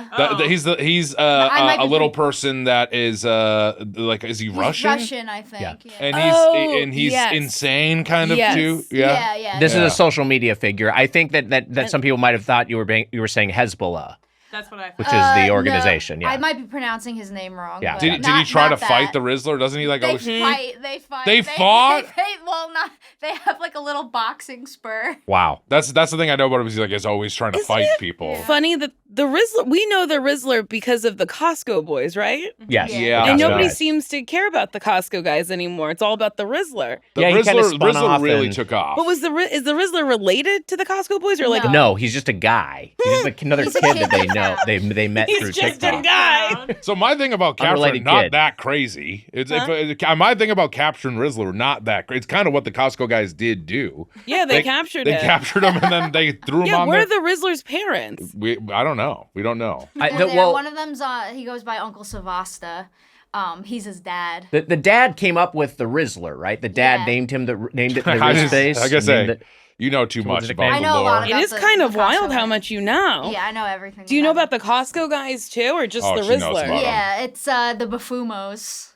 And Big their Justice, last name is Bafumo? Yeah. They're from Boca Raton, Florida. And you would say that those three are the most intelligent people to come out of the tri-state area of all time? They're not from, I don't know. If They're from Boca They're Raton. from Boca. Well, Florida. Rizzler's got to be. Oh yeah, he's from either Staten Island or. How did they capture him from Boca Raton? I don't know the relation. So the Sizzler, the Rizzler rather, the Rizzler spun off from the Costco guys, and I was trying to think of like what are spin-offs that are bigger than the original. A Different World. A Different World, yes, spin-off of the Cosby Show, correct? Family Matters was a spin-off of Perfect Strangers, which is a largely forgotten Harriet was sitcom. the operator, the elevator operator. Law and Order SVU became bigger than the original Law and Order franchise, and then of course The Simpsons was a spin-off of the Tracy Ullman show. That's right. So that's really? like yeah. Mm-hmm. Oh, I didn't know that. Yeah, they were animated shorts on that. I think the show Empty Nest is a spinoff of something. It was a spin-off of, I think, Golden Girls. Was it? I think. Yes, Empty Nest is a spinoff of Golden Girls. It was at least part of that block. So me as a little boy, just watching like Senior Citizens every week and being so happy. Like, I love I was watching the Golden Girls and watching Empty Nest. I loved thought they were Empty so Nest. I entertaining. gotta say that we watched Empty Nest, and I gotta say my grandma Donovan had a big crush on the lead actor of Empty Nest. She what was his name? He was big. He was a big guy. Richard something? Yeah. And also Doughboys spinoff of Joe Rogan Experience. Isn't it wild? Richard Mulligan. Yeah. He was a big dude. Isn't Joe Rogan Experience wild? Isn't it? I mean, like he has the biggest podcast, and this isn't me being rude. Like I think he'd agree. He's not the smartest person in the room. No, in fact, I think maybe quite the opposite. Yeah. Oh shit! Sorry. What are you doing? I was gonna open up my For You section because so much of it is Joe Rogan. There is a lot of Joe. I look at Joe Rogan. I am fascinated by. Yes, I'm fascinated. It's my really For You wild. is like filled with like Kill Tony and Joe Rogan stuff because Really? I am watching it and being like, what the fuck is going on? Basically, yeah. Have you watched what is Tony Hinchcliffe? Have you seen he did a special at the Ice House in Pasadena? Oh no. And it's tough. Yeah. And I think it's like off the internet, but I somebody uploaded it to Reddit. I would not be surprised by that. Yeah, a lot of those guys are very hacky, I guess you could say. Wise never wants me to start shit with these guys. Do whatever you want. I mean, I don't want to be. I don't want. Why are you? But why are you doing this? Why are you going down this road? Because fuck those guys. I know, but you're saying like you don't have a formed thought here, and then this is a sort of thing where something's going to happen, where someone's going to get mad at you, or someone's going to say something to you, and then I'm going to have to deal with the aftermath. You're going to be texting about it, where you're going to be texting the group text about it, about some Reddit thread or something that pops up in the aftermath Our of this. listeners gonna be mad at me for the Kill Tony. I don't guys? know what's gonna happen. I'm just saying, it doesn't be necessarily honest. say our You want to subreddit. go? You want to get on Kill Tony? I want to get your on 10 there. minutes Yes, up I'm there. hoping to be up there someday. We'll see. Can I just tell you? Yeah. I go to the same Starbucks on Sundays, and the nice man at Starbucks was like, "Hey, one of the girls inside said that you're a stand-up. How do I do that?" And I was like, "Oh, you have to go do shows." And he was like, "I can do shows anywhere." And I was like, "Sure." So now I think I've set him free, and I haven't seen him since. Wow, that's beautiful. Liberated them. You're gonna see him on Kill Tony. Maybe. We went in person to the Sizzler, and Nicole's got to go in 15 minutes. We went in person to the Sizzler and dined in. We ordered at the counter there, and our server was so friendly, I will say. She was giving us Dora. Dora was wonderful. I giving like us Dora. such attentive service, brought us hot bread, brought us a refill of fresh hot bread. Every time she said, she was like, "That's really good hot bread." She would be saying that, and then at the end she left mints and goes, "Those are some delicious mints." She was saying stuff like I think this. she said they were really beautiful, delicious mints. Yes, I think beautiful. Mints. I think you're right. Yeah. Beautiful, delicious mints. Dora was very sweet. I loved Dora. Yeah. I disagreed with her takes on some of the food because I think that some of it wasn't. So you didn't think it was fresh, delicious bread? I thought the bread was great. The bread is nice. She wasn't lying about the bread. I dipped mine into the cheddar, the cheddar broccoli soup. It's like a cheesy Texas toast, basically. Yes. They're bringing you. It's really yummy. It's from a different era, but that's part of its charm. Look, the soup, the cheesy bread, highlights of the night. So you order at the counter. For people who haven't been to the Sizzler, you order at the counter, you pick an entree, and your entree could be the salad bar, or if you pick any of the other entrees that are something like the steak and jumbo crispy shrimp, Mitch, which I believe you got, the crispy bacon burger, or for me, the titular Sizzler.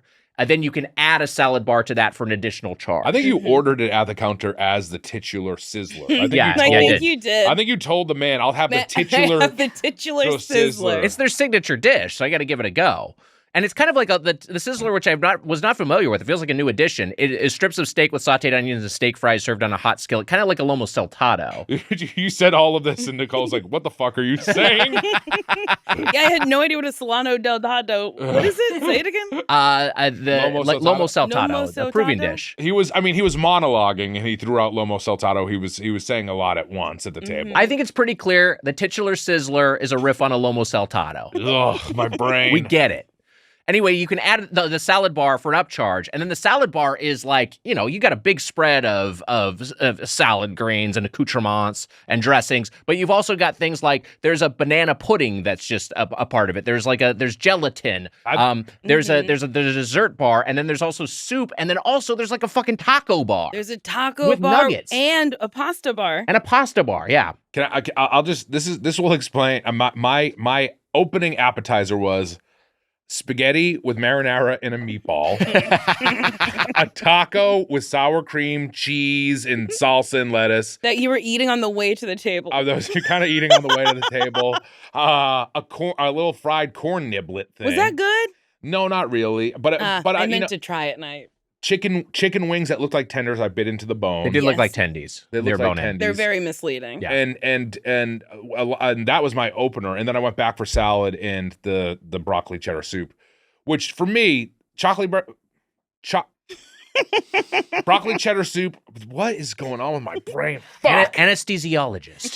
That happens to me every time I talk about broccoli cheddar soup. I switch them. It's Chocolate like, breader I like soup? Chocolate breader soup. Chocolate breader Chocolate soup. breader. Chocolate breader soup. Chocolate breader soup. Chocolate breader soup. It was good chocolate breader soup. It was great chocolate breader soup. I really enjoyed this is a highlight for me. The cheesy bread, chocolate breader soup, and the salad with ranch. It's easier to say. I don't know why. Chocolate bread. I mean, it was a good chocolate breader, and I was having fun up until that point. Yeah. I ordered the ribeye for my steak. Yes.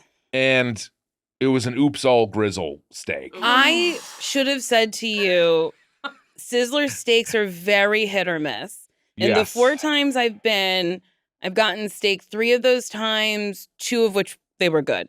Okay. And then once I was like, ugh, this is a tough piece of steak. Mine was pretty much yours old. was tough. It was a big. The thing was, it was like a pretty big steak, and so much of it was gristle. It was a big boy. And there was I would say there was 5 bites in it that were like edible. You also had it you ordered it medium rare, and it comes with that little wooden stick in it that says mid rare, which is fun. I do like that. But then, in case there's any little Draculas running around, as right? well. It seemed like it was cooked at temperature. Or was it a little overcooked? Overcooked. It was overcooked. It was overcooked. Well, the Sizzler in Atwater, when they bring you your steak, they go cut into it. Do you like that? Mm. And then you get to go, no, 2 pink. And then they go, that's how you ordered it. So they're just trying to make you look stupid. Wow. Uh-huh. They probably got it sent back a lot because someone Yes. orders medium rare and doesn't know what it means. And they also confirm it at the counter. They go, that's going to be pink on the inside. And you go, yes. And then they make you cut it up. And then they point at it and go, that's what you ordered. That's a fun policy. I gotta say, I like that. After the soup plantation went away, across the street from that Sizzler, there are some there's some good eats in that little mall there. There's a Panda Express in there. The Best Buy mall. And then there's a new Chick-fil-A. There's a Chick-fil-A in there now, and there's a Chipotle? I think there's a Chipotle in there. Here's the thing, the Mimi's closed though. I like that Mimi's Yeah. Cafe. Yeah, that was A lot sad. of fun. Wait, next time you have me back, I have another restaurant we should do. Okay, great. It's called Marisol Linda, All right. and their front door is just like a house door, I love it. and it's tacos, and it's really good. We'll make it happen. When you pet an animal, do you ever get like close to where the tail meets the butt? I always like to rub where the tail meets the butt. Yeah, so I always scratch on the top of the tail. That's her favorite Yeah, spot. yeah. Why'd you ask it like Sounds that, like- you fucking freak? Jimmy, You ever rub an animal, tail meets the butt? Hold on now. It sounded like When I become a gross guy, It sounded like you were dancing around saying butthole. Yeah, That's what you it sounded tryna- like you I were. guess maybe close to the butthole then. Fine, I'll say it. I'm not afraid to say The it. tail's pretty close to the butthole. Check his hard drive. What did she say? Check his hard Check his hard drive. I don't have any dog Filled with buttholes on my animal I got porn. no animal porn on there. I got it for Sick free fucks. at home. Sick fuck's got puppies on there. You couldn't do animal porn. You can't like make a dog fuck another dog, could you? You'd be surprised. I think yeah, you could set that up. Is that not like what breeders do? Yeah. Oh. Okay. I guess you just film that. I don't know how much is like insemination though too, or what. We don't need to get The into it. spokesperson for Purina, the dog, he got like sent away for having videos of puppies on his computer. It's like he's like the Jared of the dog world. Yeah. Oh my God. We were talking about something before you said that. Sizzler? Yeah, the Sizzler. Oh, we were talking about the Sizzler? Oh, I was talking your about grizzle steak. No, before that, your grizzle steak. Oh, well, I thought we were going to get back to the butthole stuff. And I said I was going to say I get it for free at home because Wally and Irma, they sometimes go at it. It's brother and sisters, but sometimes. What's wrong with you? Incestual Wagner bestiality. was like really trying to move past this, and you were like, "No, I don't like to look at them do stuff." I love Wally and Irma I love them very much. Yeah. They've saved my life. I love those cats. Wow, how about that? They really did. Yeah. Stavros asked the other day, would I suck Wally's dick to keep him alive as long as I live? And I think my answer is yeah. I mean, like I would want if he would live till if I lived till I'm 70 and Wally and Irma would live with me that long, I think I would do something that. The ethical calculus you're doing there is like I could effectively quadruple a being's lifespan by performing one act of oral sex. Yeah. I feel like that's once? just the ethical move. Or is to it do. like every couple years? Yeah, would you have to do it constantly? I mean, my answer is yes, no matter what. and to be clear, I don't want to do that. Right. I don't like that. There's nothing about that I like. You're gonna do it just in case. I mean, if that's what you have to do, it's what you have to do. Look. I have you met Wally and Irma? Yes. Oh, sorry. We've been friends for a really long time. Nicole was like the last in-person record we did before COVID. It's true. Sorry. We did the Nugget I've Power known you Hour for together. so long. I know. Sounds like you're not the good friend. You were on my first improv team. Like, you're one of the first people I met here. Are you okay? You crying? It's been a hard year. It has been. It's been a hard year. It's been a hard year. I will say the Sizzler was. The Sizzler was they sold the sizzle, not the steak. You know what I mean? It was like it was fun for it to come in that hot skillet. It was fun for it to be like kind of Chili's sort of fajitas presentation. The problem is that your meat is getting overcooked because it's just sitting in that high temperature dish, and then the steak fries got very mushy. Oh yeah, yeah. It did look like they were getting a little mushy. Yeah. But it did look fun to eat. It was fun. It was a fun presentation. How was your crispy bacon burger? Honestly, really fucking good. Wow, I should It have was gotten the really fucking burger. I'm nice. pissed off. Fuck. The bun was buttered before it was toasted, and Love I thought that was a lovely touch. That's a nice It was touch. a well done burger, but like it was pretty solid. Which with the burger, not as big of a deal. And I you really liked it. You did a move that I've seen that Natalie's done, which is you got mashed potatoes as your side for your burger. Yes, yeah, 'cause Which I looked asked- insane, by the way. a lot of fun. Oh, they looked disgusting, but They they looked were disgusting. very good. The garlic butter, I think, Was brought some very, life into 'em. very, Yeah, very yeah. nice. We should say specifically, like it kind of looked like Like a a log. yeah. It was a weird. It It looked was like like a a little, Yule it looked like log. a white Yule log. It Yeah. did. Yeah, and I don't know how they quite got it shaped like that. It was very odd plating for mashed potatoes. Yeah, I didn't love that, but they ended up being good. And then I had salad with some ranch. I had those they look like nuggets, but they had bones in them. Yeah. And I love that you warned me before I bit into it. You're like, those aren't what you think they are. And I was like, bitch, I fucking know the Sizzler. You know the Sizzler. And then I made little nachos. And then, soup and bread. Wow. You did it right. I felt like you And had ice the cream. best experience. And the ice cream at the end, which was a blast. The ice cream was really good. So here's the thing. They got the soft serve. I just, you can get the swirl, you can get the chocolate, you can just get the vanilla. I get the vanilla because vanilla is a flavor, and I love it. They had these seasonal Is peppermint. that something you've had to defend? Yeah, vanilla is a flavor. It's not plain. It's an exotic bean. Anyway, so I agree with you. Okay, great. I'm glad you're on board. And it's something that I've had to defend because my favorite flavor of ice cream is vanilla. Vanilla's good. And people are think like, vanilla's plain. vanilla? And I'm like, yeah, it's delicious. I got mocked by some teen girls at the Salt and Straw for ordering vanilla. They were behind the counter. I tasted a few things. I was like, I'll just go with vanilla. It's like, oh, he's getting vanilla. These fucking girls roasted. fucking rule. I know. They should be the new Rizzlers. These people fucking rule. Weiger, I would have been like, What was that? Give me my ice cream for free. No, I'm used to being humiliated by teenage girls. 40 years of that. Never, ever stand for that. I'd be like, you fucking cunts. I'd be so mad. I can't wait to watch the Netflix, the Salt and Straw Girls, when they all 5 of them have gone missing in a month. Salt and Straw Girls. Sick fuck turned him into ice cream. My steak, I also got onions on it, and it looked a little like a blue-haired special. Yes, you can add to the top of it. You can add like toppings, and you chose for some sauteed onions. This is not me being a right-wing person. Blue-haired means like older person. Oh. Did you not know that? No. This used to be, I think there was a time when... Because I think right-wing people were like, blue hairs are like a liberal people or whatever. That's like a very signifier, but there was like, like 20, 30 years ago, I feel like it was a thing people, because of like hair dye. Dye turned the hair blue. That like older women would use. It looks very much, the onions on top of it made it look like liver and onions or something. Right. It was like, it made it look like an old person. It looked like a nursing home meal and or you something. got shrimp, had a little too much breading. There was way too much breading in this. But look, we're almost out of time with Nicole. Yeah, I want to finish my dessert thing. I got a peppermint brownie. You don't have to speed through it. It's okay. No, that's fine. We'll just talk about it. It's fine. I got a peppermint brownie. Wack got a brownie. It was really. I got vanilla soft serve, vanilla's flavor, and I put some Oreo crumbles on top of that, and I put a little caramel. As Peter North, some caramel on top of that. It was real yummy, and I was like, this is quite a dessert. And that peppermint brownie, which I was skeptical about, worked really well with soft serve. It looked very nice. Yeah. I just did soft serve with rainbow sprinkles, and then I put chocolate sauce on the side, and I ate one half without the chocolate sauce, and then I stirred the chocolate sauce up for the rest. So fun. I just did a tiny droplet I did a Peter South. I just did a little droplet of you did a what? Chocolate South.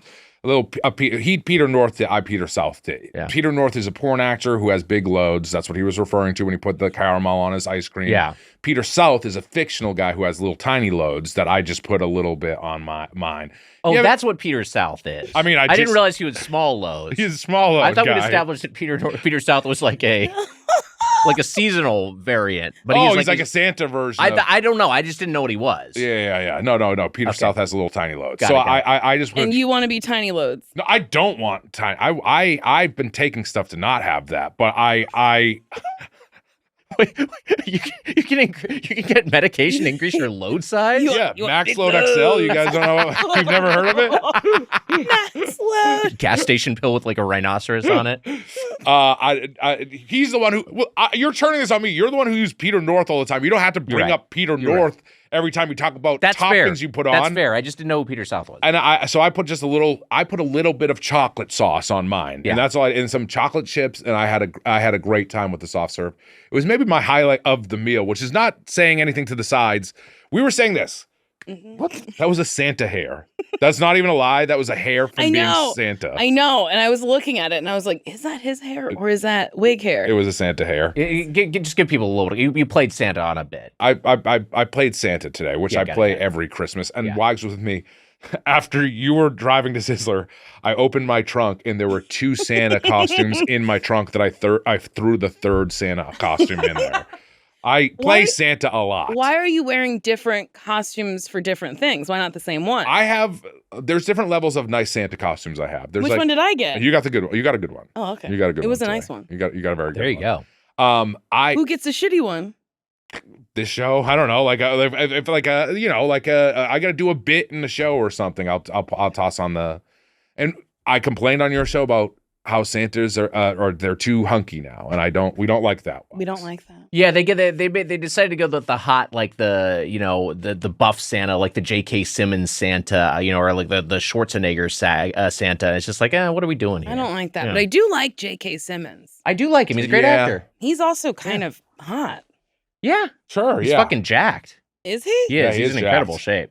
He was in Tomorrow War. He was. Yeah. And I introduced him to my mom and sister, and I had never met him. We all took a photo together. It was very nice. He's also in Red One, which made Amelia cry. Yeah, I loved Red One. Oh. Made me shed a tear at the end.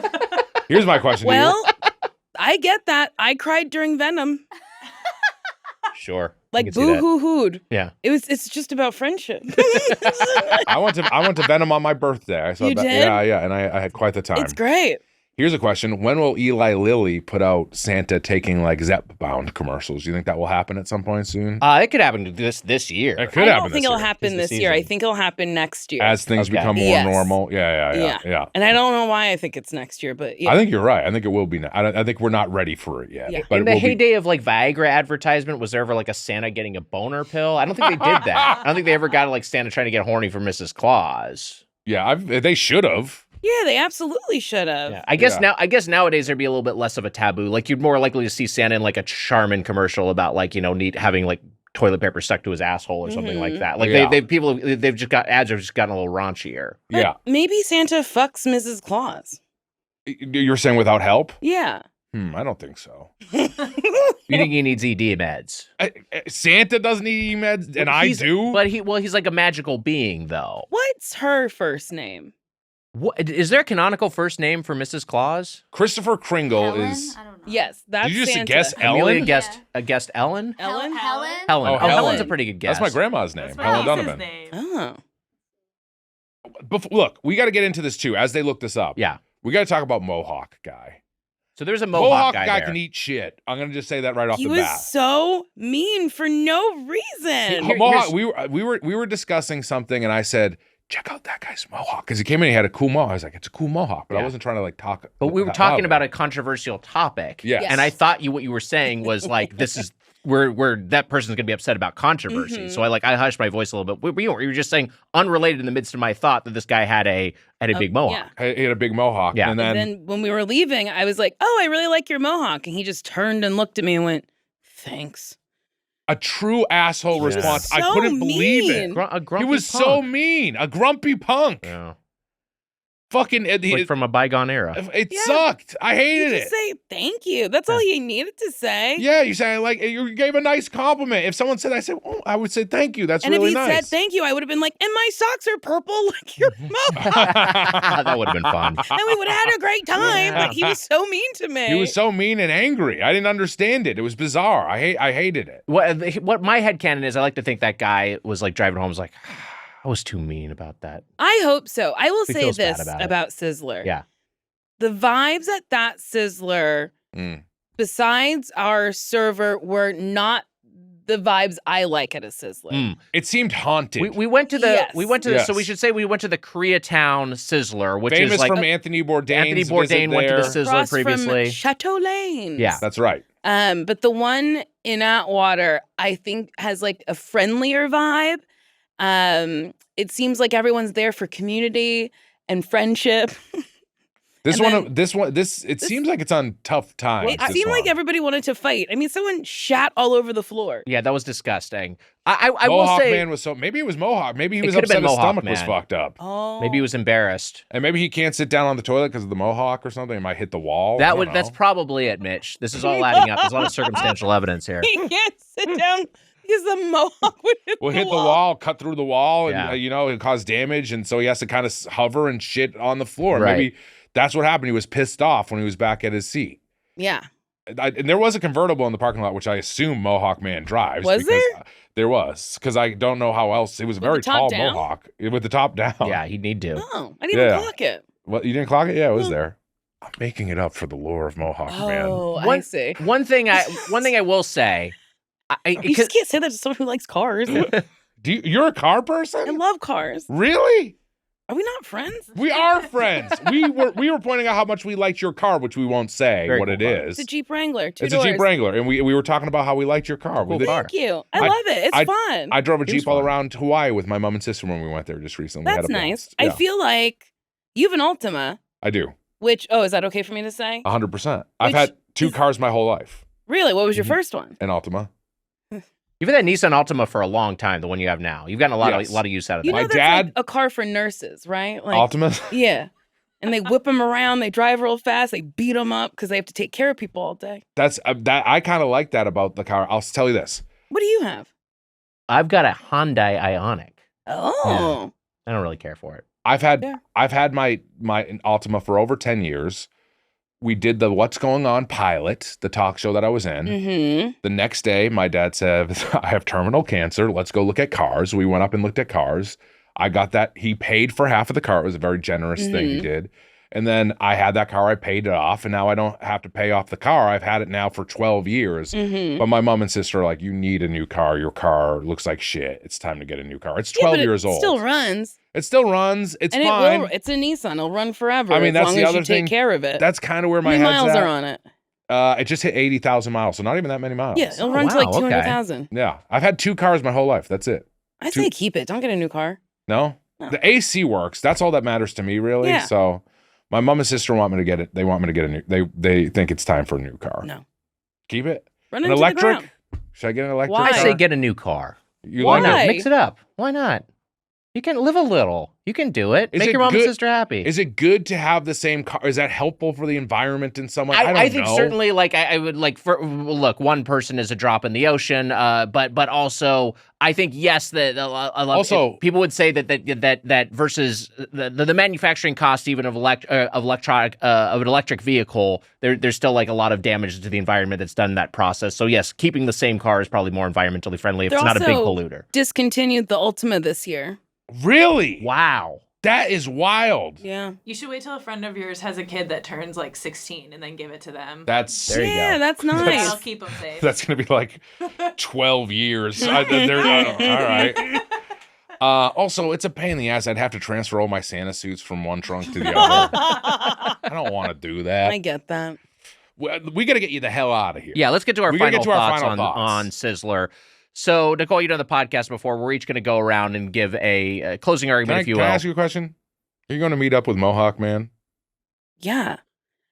He's my boyfriend. And why was he so told him my kink is for you to disrespect me in front of my friends when I'm very full. And he's like, I got you, babe. Well, he I'm did gonna his job. suck the hair gel off his hair. He did look like Stripe from Gremlins if he transformed into a human. He very much looked like Stripe. I can see that, sure. Yeah. I hated this guy. A classic, one of those mean. real high spiked mohawks like from the 80s. Yes. Died. It was purple. dyed. It was Purple, purple. Yeah. Which is my favorite color, but I didn't get that out because he was so nasty. He was fucking nasty. I also And you know like what? Purple. We were saying this earlier. This place was famous. A lot of Koreans in the area, it's Koreatown, would go to this restaurant and it like brought on this new life to the Sizzler down there. And also, we were talking about how the Sizzler for working class community, you can get a salad bar for $10 and eat so much food. So much food. So much food. So many different kinds of food, and I want to like it, but there's something wrong with the heart of that. Something's not right that down there. Specific one. Or it was a bad visit. I don't know what happened. Nobody was there for friendship. Yeah, it was there was bad vibes in there. You can always evaluate this based on not just this visit, but a lifetime of experience. And this is a place that you frequented more recently and you went to as a youth. So your thoughts on Sizzler, your fork score? How many forks can I give it? Out of 5. 5. 5 forks. Wow. I love Sizzler. Yeah. There's no rules at the Sizzler. You could start at ice cream if you want. You could put ice cream with bacon if you want. You could do anything you want. I mean, Weiger did that with his brownie sundae. He did the very. You he had did such do a this. nice Oh, time. man, that was a hoot. And then I like the food. Unfortunately, the steak is hit or miss, but like it's a Sizzler. Like if you want a nice steak, go to a steakhouse.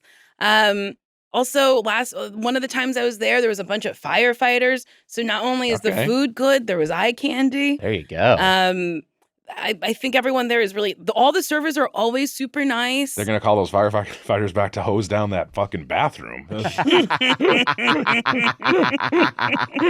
Doughboys were here. We didn't do it. It wasn't us. It wasn't us this time. Sure. Wait, did you shit on the floor? No, no. What? Wait, we're here? No, at the Sizzler. No, I was pissing when I was peeing. When I was in there, I was pissing. I did not. I was not responsible. You heard the guy shitting in the stall. I heard the guy shitting on the stall. Remember? He was watching a Spanish I remember language your program. story. Yeah. A Spanish So you language think program? that I also blamed it on a Spanish-speaking man? Honestly, in this America, yeah. I mean,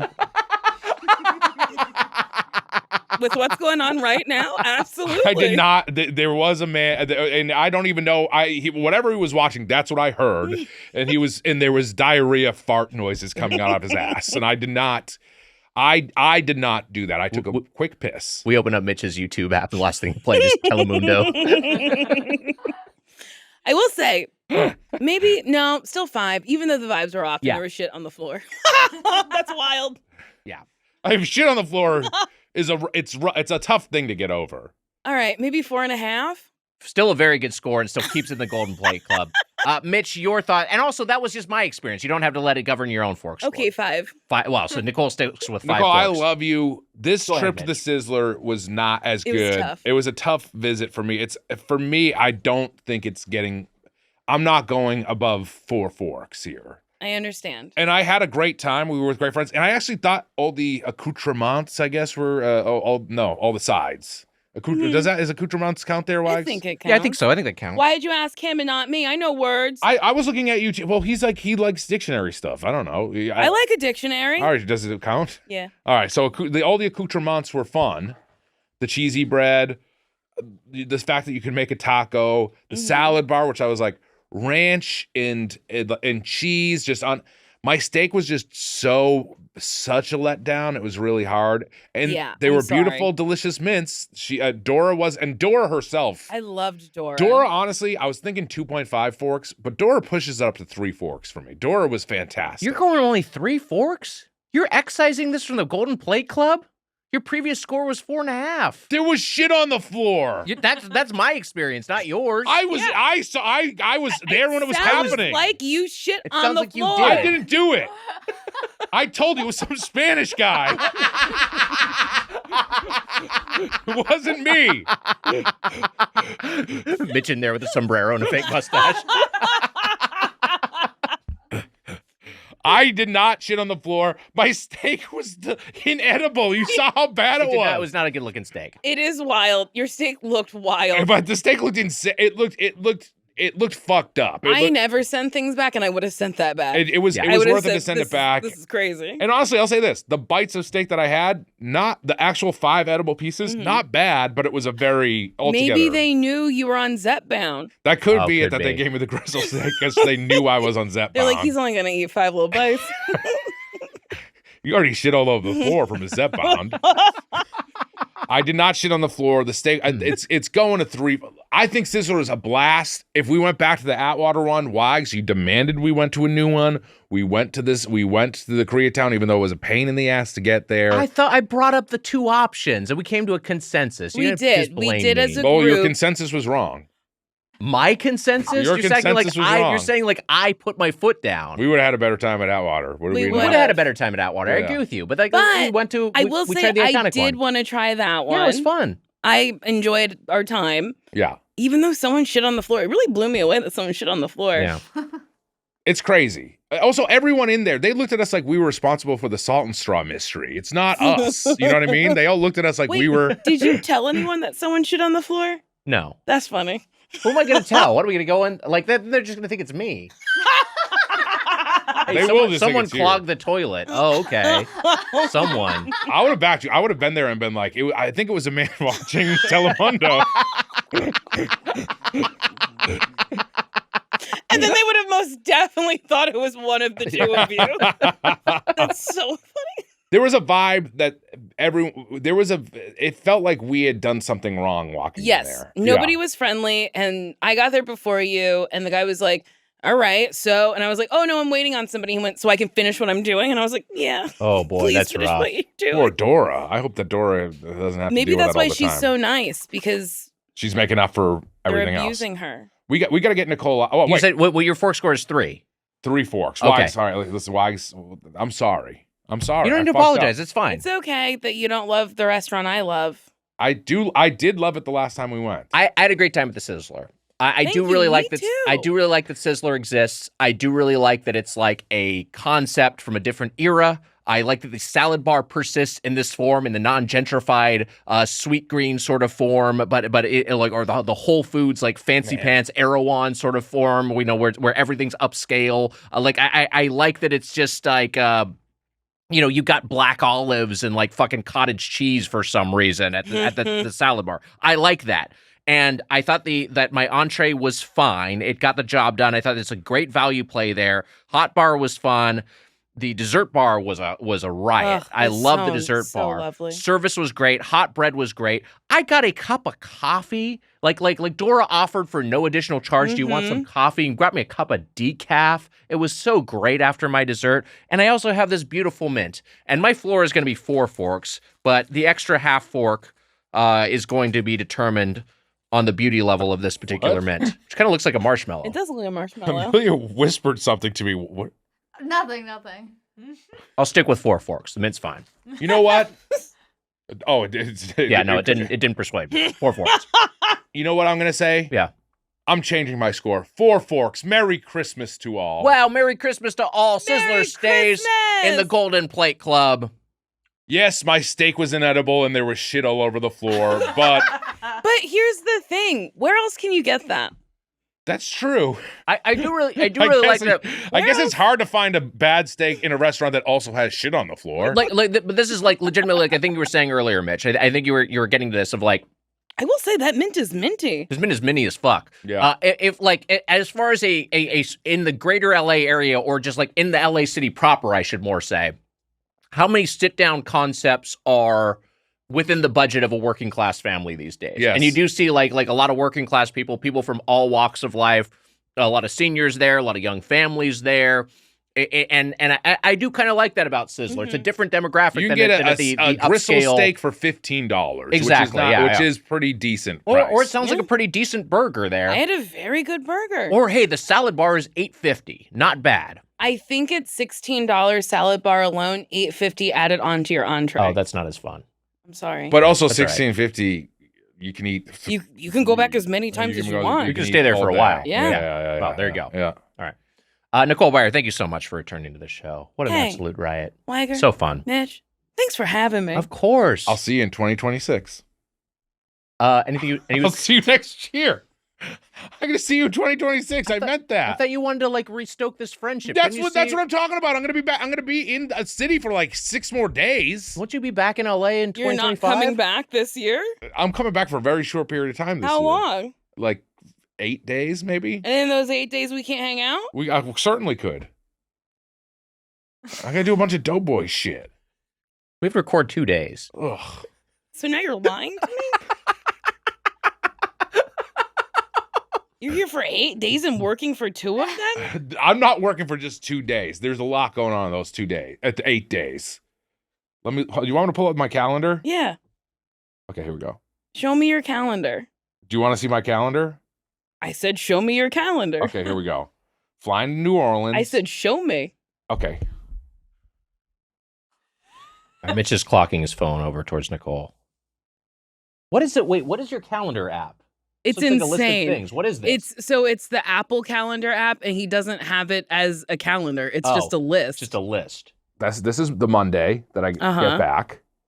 This is the Tuesday. Zip there means the anniversary of my cat Zip dying. That was her death day. Oh God. Yeah. Rest in peace, Zip. And then this is the other Doughboys episodes. Dr. Zinman, long COVID.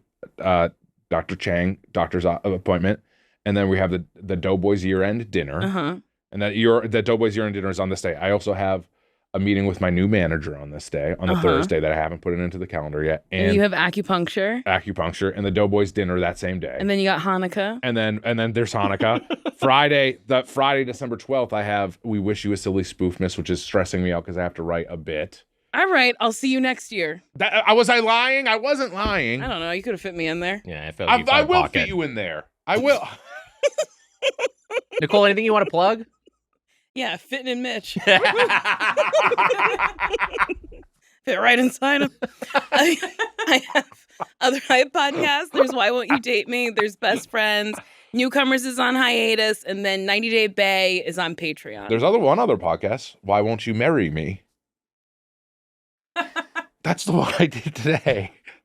Yes, that episode. Oh, has it come out already? No, it's not out yet. No, it's not out yet. It will be coming out. Oh, But am I spoiling it? You're not spoiling Okay, anything. all right. I just didn't rename the podcast for your episode. I would like to fit you in. It's just a... You're on an upcoming episode of Why Won't You Date Me? Yes. People should check that out. I would like to fit you in before the new year. That's what I would like. Mitch, the initiative could fall to you here. You could set this up. You could schedule this. You could get this. Okay, you that's could add fair. that to your calendar. That's fair. Yeah. I would also like to see you before the end of the year. Thank you. You're welcome. We are friends. Yeah.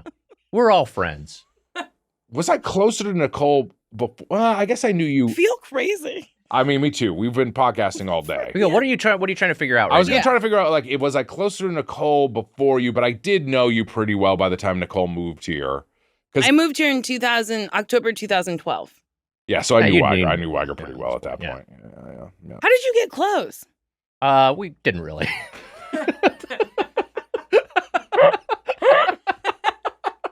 We'll be back with more Doughboys. Hey, buddy. As a busy guy, it's been such a game changer to do my weekly food shopping with Hungryroot. Hungryroot shops for me and delivers groceries that fit my health goals, dietary preferences, and budget. Hungryroot helps you eat well and reach your diet goals. Gluten-free, dairy-free, high-protein, gut health.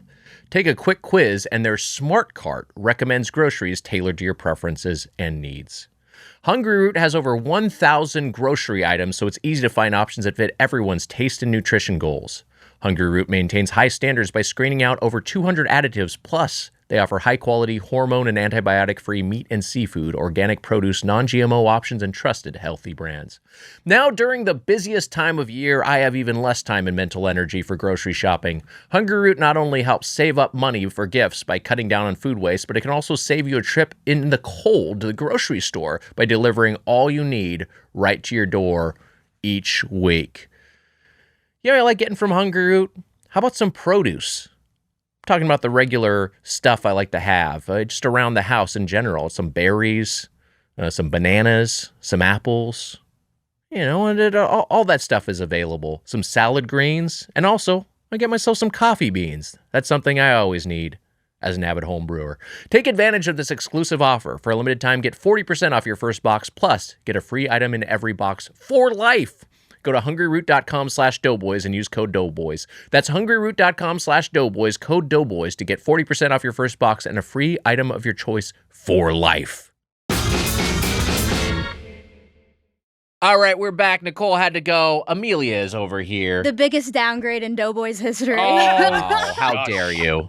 We called you up to the big couch. They called me up to the big leagues. It's not. I mean, it's not a couch; it's a chair.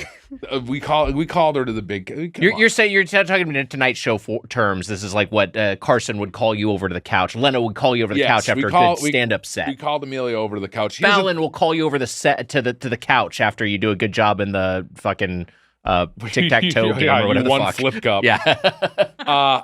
Emma, you would course would have been called up to the couch multiple times, but you are the pilot of this I shit. am the pilot. I don't need to be on the big couch. I like my little couch back here. Yes, that's yeah. Someday we'll get called up to the big couch over there. Yeah, we'll see. A man can dream. How are you? Are you ready for the holidays? I'm ready for the holidays. I actually have two stories that I thought of during this. I didn't want to interrupt the flow of the episode. Let's hear it. Okay, when you were talking with Nicole earlier about brushing your teeth with a bidet. Yeah. I have a video of Scorpion doing just that. Oh my God. I think you told us you've this told us before. of this Yeah. before. I got him a bidet for Father's Day, and later that day I get a video back, and he's like, "Thanks for the bidet, Amelia." And then he turns it on, and he starts brushing his teeth with the bidet water. Wow. That is the only time you could do that, I feel like, right after you bought one. Like, you haven't used it yet. It's, like, fresh and new. And Yeah. hasn't cleaned a butthole yet. I mean, I wonder if he did. the water use is it. coming from I guess, coming from the tank still, which I guess is technically clean water. Yeah, you can drink that water. Yeah. It's not ideal, but in an emergency situation. When That's I a good bit. question It's a funny bit. I question how is Amelia so insane, the answer seems to be Scorpion. It might be Scorpion. I don't know. Yeah, no, it seems Scorpion, your father. We should tell for He's- anyone yes. who's not familiar. And the second story that I had was, you know how I'm a fish freak? Yeah. And you're talking about F fish, not PH fish. Yes. You always roll the dice on fish. I always roll the dice on fish. I recently had an oyster experience that Okay. made me like oysters a little bit less. What happened? No. Yeah, so I got oysters, Uh-huh. and immediately after putting it in my mouth, this was like 2 weeks ago, by the way, I was like, oh no, something's wrong. The texture was really Were they bad? mucusy. It wasn't the same texture, like consistency of a normal oyster. It just completely like melted in my mouth like butter. And I was like, something's really wrong. I spit it out, looked it up later. I think I know what it was. Uh-oh. Around this time of year, oysters breed. Oh. I think. Are you like- getting sick, Mitch? It's funny that we've talked about shit being shat onto a floor, sprayed all over a bathroom, and then this is the thing that is grosser to me for some reason. But sorry, continue, please. So it was oyster cum. Wow. That's disgusting. It was oyster I'm so jit. sorry. It blasted in my mouth. Which How do you website know? did you read this Yeah, from? what did you read this from? I don't know. How do you? Puberty. We were talking about puberty before the podcast started. I follow puberty on Instagram for some reason. How do you, but it. I've heard this about oysters, and I thankfully have not had the experience yet of like you'll love oysters until you have a bad one. It sounds like you had a bad one. I had a bad one. But was this like? Did you confirm this from multiple sources? Was this just one a bit of speculation on your It part? was a couple websites. Okay. I didn't really like investigate further. But it's like specifically cum. I think so. I'm Googling this. Oyster cum? It honestly, it was refreshing to hear that answer. Yes, male oysters release sperm, but since oysters are hermaphroditic, sorry, and can change sex, what a specific oyster releases depends on its age and reproduction cycle. Got it. During a spawning, a male oyster releases sperm into the water, and a female releases eggs, which then meet and fertilize externally. You maybe also just got like a rotten oyster. Yeah, it could be. Maybe. I got food It is funny that you poisoning had a from rotten oyster and then immediately went to oyster jizz. Well, I would rather it be jizz than rot. rotten. Yeah. I mean, I ate rotten oysters once, and in the first one I was like, that didn't taste right. But we were like at a bar, and I was like, maybe it's just like the drink I was drinking or whatever. And then I got the worst food poisoning of my life from just 2 bad oysters. Yeah, that'll do it to you. I was like both ends in the bathroom for like 24 straight hours. Oh my God. I was not okay. So I'm like, glad I didn't it's swallow. good you spit it out. Jesus. Exactly. I just want to make sure it's not our fault you're like this, right? It hasn't. It's not from I working think this on the predates show. your involvement with the Doughboys. We might be That's making true. it worse though. It's a possibility. Certainly encouraging it. I got what's the really bad? I got E. coli. I when I went camping with Gabrus and Ross Kimball. You got E. coli. Yeah, Wow. I went into the river. Yeah, and then that was like some of the. Was E. coli not Giardia? Oh, I don't know. I think it was E. coli. Giardia makes you shit like crazy. So maybe it was Giardia, but I thought that it was. Who knows? Either I don't way. know. The doctor. I thought the coli, doctor. That's like shit particles. Yes. Did you open your mouth underwater? I like fell into the river, and Gabrus and Ross were afraid that I was going to get swept away, and then like water was going into my mouth, and I think that's. It's possible you swallowed some oyster cum. Yeah, oysters do swim upstream and then come out, and it goes down the stream. I think everyone knows this. But it was like you couldn't even walk without like having I was like it felt like dying. It felt like I was dying. It was really bad. Yeah. Were you sick after this or no? No, because I spit it out. Ooh, okay. Yeah. Yeah. And washed my mouth very thoroughly. That's Did you good. go back and eat more oysters? Or I no, had was one that it? more oyster, and I was like, that oyster was normal, but the oyster experience was ruined. So I was like, I'm going to take it When you get a easy. gristle bite of your steak, you don't want to finish it. You don't want to finish it. There's a certain time of year you're not supposed to have oysters, right? It's not. Is it? But is it right now? I thought it was like the summer. My the warmer dad always months. said months that end in Y. Months and then why? That's what I thought it was. Yeah, like in the hot summer months, that's technically not when you're supposed to eat oysters. Okay. Or not when you're supposed to harvest them. I'm not totally sure. Yeah. November. That's an You R. should be okay. Yeah. Yeah. Did you September, October, November, December. in the restaurant? Was there like a poster of like oyster in a bikini that like maybe made the oyster? I'm just trying to think of why the oyster busted. That's probably what it is. It probably was a hot female oyster in a bikini. Yeah, like a poster Probably of got so that horny in the and then he restaurant. busted. That's probably what happened. It did look really supple. Like I remember looking at the oyster and thinking, I want that one. That one looks the juiciest of the bunch. But it was a red herring. One looks particularly virile. You know what? The show's gotten too gross. It's my fault. We're gross. 2026 clean Doughboys. We'll be clean. I'm ashamed of We'll be clean. I'm ashamed of what I've done to this show. You can listen to Doughboys in 2026 with your kids. That's how clean it'll be. There you go. I love this idea. In 2 years, wasn't it 2 years ago that we were just resolved not to say "cum" on the podcast? And we said we were going to say "crim," and we Yeah. did. I think We I think, stuck by it a I don't little think bit. we said "cum" once that year. Yeah, but we've said "cum" a number of times, even on this very episode. I know. Including right now. Hey, it's time for a segment. I got a food stuff. We're going to decide if it's worth putting in your mouth. It's Snack or Wack Cream or Scream Edition. We've got these festive holiday ice creams, Amelia, that you procured for us. Yes. Cream or scream makes it sound a little too Halloweeny. Is there something else we can do to make it? How about cream or crim? Okay. So is this like an ice cream or is this like oyster cum?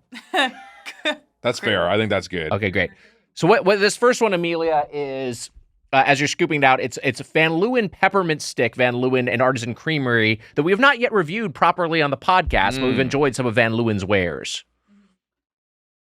Emma, you want in on this? Oh, sure. Amelia gave me a bowl. And so this is a peppermint sort of deal? Yes, this is a limited edition Van Leeuwen Peppermint Stick. Let me see if we can get any additional context from this. Yeah, I mean, it looks like this is just, there's not a more elaborate description here. Used to love peppermint stick as a kid.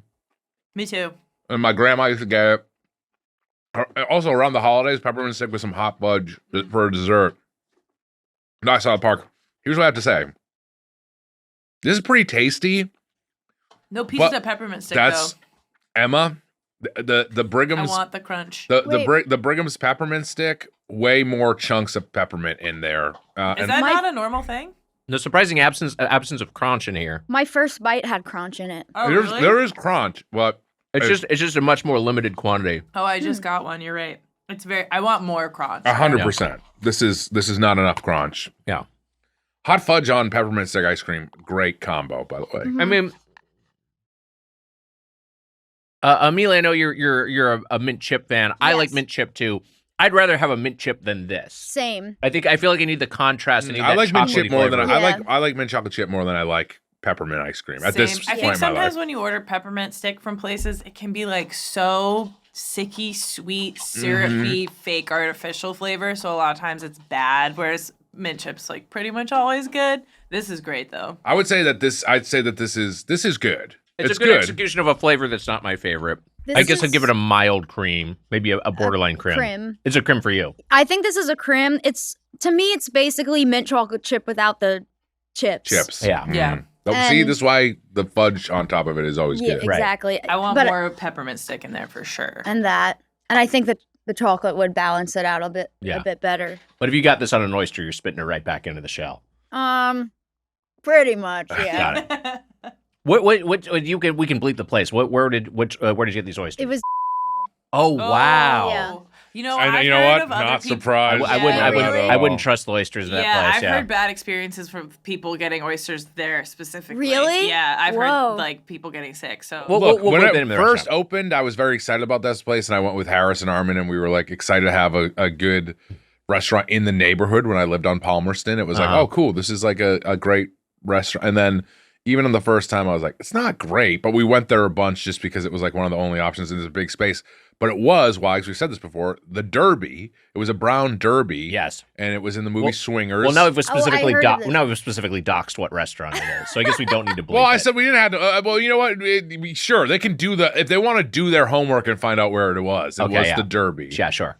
And it was, and I wish it was still the Derby. I wish it was still a brown Yeah, Derby. you wish it still had that history to it. It's a little bit of a bummer. But I will say this: if I'm going to get oysters at a place, I want to go to like a seafood restaurant or a place where like oysters are like a thing we do. You know what I mean? But that's just me. I'm not saying you did anything wrong. Also, I rolled the dice on fish. Yeah, so. you roll the dice on fish. Fucking up oysters too, though. Like it is just such a thing of like they need to be refrigerated. They need to be on ice. Yeah. It is just like someone for oysters. Yeah. Look, sometimes you're gonna get unlucky and get a bad one, but like I wouldn't be surprised if there was a warm oyster or something at that place. I was just surprised because they have like $1 Oyster Tuesdays. Yeah. So you would think that they are on their oyster game. what day were you I mean, there? who knows?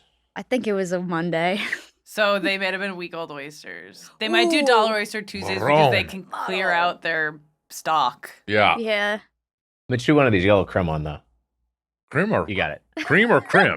I think don't know, we you landed tell on us. crim. All right, with this other one we have. That's a light cream for me. Same. Have we reviewed McConnell's previously on the podcast? I'm not sure if we've done McConnell's. This is Santa Barbara, California's own McConnell's, another fine artisan creamery. This is their reindeer tracks ice cream. I didn't bring enough spoons. Are you okay if I wipe my spoon down? No. Okay. Yes, of course we are. Well, I'm not sick anymore. Yes, yeah. Oh, we didn't even talk about how sweet the fucking our lemonades were. Oh, fuck, we didn't touch on the lemonades at all. I didn't write down the lemonades in the fucking Sizzler notes. The Quick lemonades. Quick go. The beach lemonade was so fucking sweet, I couldn't finish it. The sweet as fuck. The strawberry lemonade was so. It was. I love sweets. Why? Yeah, too sweet for you. Too sweet for me. Yeah. My vision got blurry. I saw Wilford Brimley warning me. It was that level of sweet. diabetes. Yeah. It was too Way much. too fucking sweet. No, those lemonades I thought were pretty gross. Unfortunately, I was grateful for the decaf coffee at the end of the meal. Can't wait to get Little bit COVID from palate Amelia. You gave Wags. I just gonna say you gave Wags quite a good chunk there of pretty ice excited. cream. I know, but she gave me kind of a small one, which I was fine with. Well, I'm gonna give Look at this shit. That was a comparatively puny portion What versus the what you fuck gave is me. this? It gets colder as you go down. No, I get it. Yeah. If you think you're done with that, Just take my bowl. I don't care. I don't want your bowl. All right, Amelia just accidentally flipped some onto the carpet. Quick, Hold pick on. it up. You're about to put it in my bowl. Ew, there's a huge hair on it. Fuck, the Santa Jesus hair. Christ, it's It's disgusting. the Santa hair. Oh, it's a Santa hair. It's the Santa fuck. hair. I hate That that. doesn't make it better. Oh, God. It was just the Santa hair. That was disgusting. All right, there's a Santa hair on the chunk of ice cream that fell onto the carpet. I still want. Mike smartly moved That's his my bowl spoon. far, far Careful. away. And I do have COVID. Here we go. There you go. Okay, you threw some ice cream at me. That was normal. Oh, hold on. There's some on the floor here. That was normal. What is Try and reindeer pick tax? up. Oh, What I is see. Oh. Over here. Well. On this side. Hey, you know what? You could give your boss a nice new pair of shoes for Christmas. Can you pick up that chocolate on the white carpet? That's what you're seeing. That's Okay. what I'm trying to get. Will you give me that? Will you give me the? On the side of the table. Yeah. Jimmy, you cannot have this. Phew. Jimmy has never been less interested in the podcast. No. We've got some reindeer tracks ice cream. What does that evoke for you? Because I feel like I've heard that name before, but if you asked me to name the specific components, I'd be like, I don't know, fucking chocolate. I feel like it's like similar to a moose tracks, just like a bunch of candies and stuff in Sure. there or something. Okay, I don't know if I'm right, wrong. I'm gonna tell you. Yeah. Now we're in business. Now we're in business. Now we're in business. Take a look at this sumbitch. This kicks the shit out of the Van Leeuwen ice cream. I love McConnell's. Reindeer tracks, decadent, darkish chocolate ice cream spiked with peppermint candy and heaps of rich, chewy chocolate cookies. Okay. Kicks the shit. Kicks This the holiday shit out season, of the. ditch the socks, boxed wine, and desk calendars, and give the gift that melts. Fun. Am I right? Mm-hmm. This has like very good like cozy winter vibe somehow. I almost am like I almost. Ooh, okay. The peppermint works here, but it's subtly played. There's a thing, huh? There's a thing with Christmas stuff where I'm like, I don't always need a mint or peppermint either. I almost wish there was a little few other things going on here instead of the peppermint.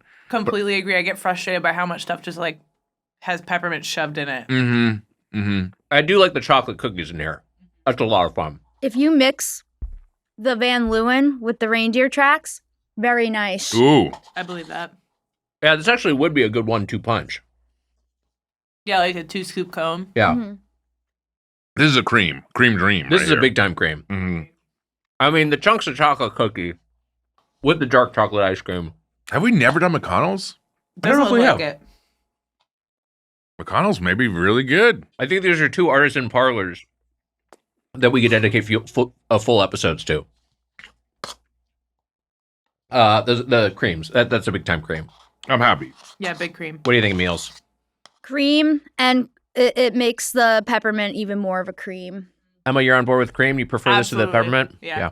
Oh, Wow. what? You're saying the other ice cream it makes better? Yeah. Yeah, Wow. she makes them together. Look at this. I know, but okay.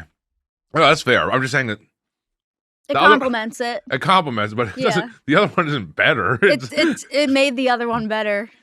This one is so good that it made the other one better. Okay. Yes. All right, that's fair. It's good. I do like that If we one. if we had some hot fudge, this Van Leeuwen one maybe would have been more fun. 100%. Yeah. Yeah, Do you like ice cream in a winter month? I do. I do. Yes. I like ice cream at all times. Yeah, a lot of fun. Well, the thing I just said, the hot fudge, to me, it's like, ooh, the ice cream is like the snow outside, and then the warm hot fudge is like it's the open fire. Mm-hmm. I thought it was like my piss going on the snow. Or your piss going on the snow. Your unhealthy black piss. Hey, that was Snacker Wack Cream or Crim Edition. Just like the rest of your feedback. Let's up with the feedback. Today's email is from Tony I. from Rochester, New York. Hey, how about that? All right. Tony writes, on a recent episode with Zach Cherry, during Zach Cherry Week, there were multiple mentions of the Vlasic pickle stork. The conversation got me thinking about love in the greater food industry mascot universe. If you could play matchmaker between any food mascots, who would you put together to be each other's Mr. and Mrs. Rights or Mr. and Ms. Right Nows? Thanks for many years of joyful laughs and cum analysis. Didn't we pitch Thanks, Tony. Matchmaker as a double idea at some point? Ooh, that is a good idea. Would Yeah. we play I think so. Matchmaker? Yeah. Yeah, do we call it like snatch maker? Well, Yeah, we called it Snatchmaker. That's what it was. Snatchmaker's good. Didn't we call it snack maker? Or did we? There was some pun we had for it, wasn't there? I don't know. Maybe. I believe it. No, it was not Puns snatch on maker. this show? No way. Snatchmaker, make me a snatch.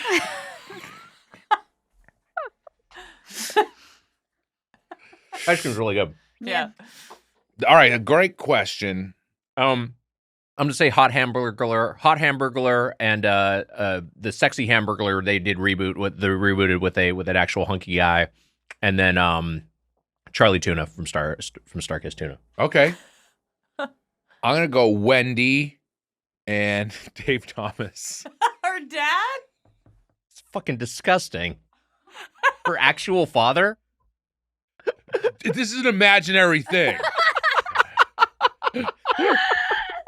Some Rule 34 shit right there. I'm gonna go. It probably is on there. I'm sure it is on there. I'm gonna go. What about Papa John and Jared from Subway?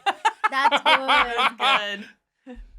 Good. Both in prison. Yeah. Put them in a jail cell together, see what happens. That's fun. I like that. That's really good. Yeah. Ronald McDonald and J.K. Simmons. J.K. Simmons? J.K. Simmons? Because from like We Are Farmers? No, just the actor. What? Wait, that's not what the He's exercise a food mascot, you freak. That's why I thought Farmers Insurance man, was he's like commercial kind of in pitch man. commercials. I thought we could get creative. Okay, sure. All right, yeah, all right, that's fair. I got creative too. All right, how about the Car Fox and Barack Obama? Yes. I can see them more as a Mr. Right Now, though. I don't see that working out long term. They're having a little fun. Who would you put with the general? Show me the birth certificate. Michelle, I have something to tell you. I hooked up with a Car Fox. Car Fox is good. We don't see enough of them. Hey, we would all love to see Shaq and the General. The Car hook Fox up, used to be finally. a puppet, and they turned him CG, and that bummed me out. Yeah, that's a bummer. He was more fun as an animatronic. Show me give the us practical. Carfax was what I was referencing. If people don't, those are everywhere though, right? Those are everywhere. Okay. I think so. If we're going food mascots, hold on. I got to look at. There was. I mean, hot Hamburglar and hot Wendy would be like. That's like That's that's like an item. Yeah. Yeah. And then this also makes me feel weird because they are just real people. I'm realizing as we say that. Sure. Maybe we should stick to fake people. What about Mr. Peanut and the green M&M, and then their babies would be peanut Oh M&Ms? my God, that's pretty good. That is a That's great good. one. That How is a about- great one. It's also cucking the yellow M&M to some degree.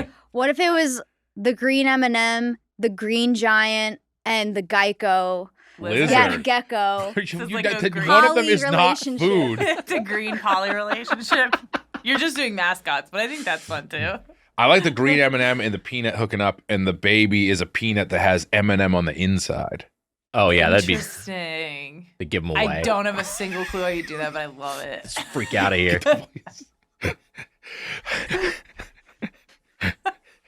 Oh, we clearly are kind of losing our minds here at the end of the Hold year. on, I need a list of food mascots to refer to. I mean, I'm thinking Oh. Tony the Tiger, course. I have to that's leave an in option. 7 hours. All right, here we The go. cheetah, the Ooh, Tony the Chester Tiger. cheetah. Chester Cheetah. Chester Cheetah is now fancier, where it feels like he had really fancy sex now.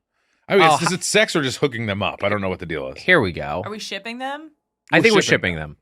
We got the, we of course have the Cheerios bee and the Jollibee. Oh, that's good. Yeah. Two That's different good. bees from two different Heart worlds. healthy spaghetti and chicken. Yeah. Well, that's There good. you go. What about the Honey Nut Cheerio bee and the bear, the honey bear? You know what I'm saying? Oh yeah, the honey bear. The honey bear. I guess there's no good real mascot for the honey bear. Can't get enough of them sugar. The sugar crisps. Yeah. Is that a tier list? Yeah, I'm looking at a tier list. This one has Cap'n Crunch up in S tier. I guess I can kind of see that. These are all cereal mascots, where there are a lot of. Quaker Oats guy down in D tier. I don't know about that. Boy, they really don't like the Sun-Made Raisins lady either. I just thought Sun-Made Raisins lady was hot. Yeah, she is. She's Is this tier list very based pretty. on the people's opinion of the food, not the mascot, objectively? This tier list is ranked by power. So this is very subjective. Oh, I'm looking at the tier list. I mean, we do have. I do get the Kool-Aid man in the S tier because he seems very powerful. 2 scoops of Raisin the Sun. Of course, he would have a lot of raw power. Who could we hook up with the Kool-Aid Jolly man? Green Someone Giant could is jump in huge. that I jug. feel like the Carl's Jr. star could get in there. Could Oh, you that's get a in the good jug? one. Yeah. Or like a booze mascot, like make boozy Kool-Aid. Or like the brawny guy or something that can like soak up the, you know what I'm saying? Yes. I'm remembering now when I was on Twitter, I did write like a very brief fanfic within one tweet about the Red Baron eating out Mama Celeste. All right, you know what? That's the winner. That's it. Sometimes good. I regret nuking my Twitter account, but it was for the best. You should get back on there. It's great now. Yeah. I hear it's the spot. Yeah. If you have a question or comment about the world of chain restaurants, you can email us at feedbag@birdfuck.com or leave us a voicemail at 830-GO. That's 830-463-6844. Our producers, Emma Erdbrink. Our associate producers, Amelia Marino. Our video editor, Mike Dorfman. Doughboys apparel at kinshipgoods.com/doughboys, including the Mahalo Mitch shirt. Wow. Turn around and see the back of this bad boy. Hell yeah. It Looks like you're shitting into the ice cream. A reenactment of the Sizzler. Yeah, interesting. It wasn't me. Come on. To get the Doughboys Double or Weekly bonus episode plus our entire pre-2018 back catalog, subscribe at patreon.com/Doughboys. That'll do it for this week's episode of Doughboys, Spoon Man. The Quaker Oat guy and the Land O'Lakes lady. That's pretty good. That's wholesome. Everyone can enjoy that. Yes, yeah. I think everyone can enjoy that. Yeah. Yeah. You know what? Enjoy that as we say goodnight here from Doughboys. Until next time for the Spoon Man Mike Mitchell, I'm Tiger Wagner. Happy eating. See ya. That was a Headgum podcast.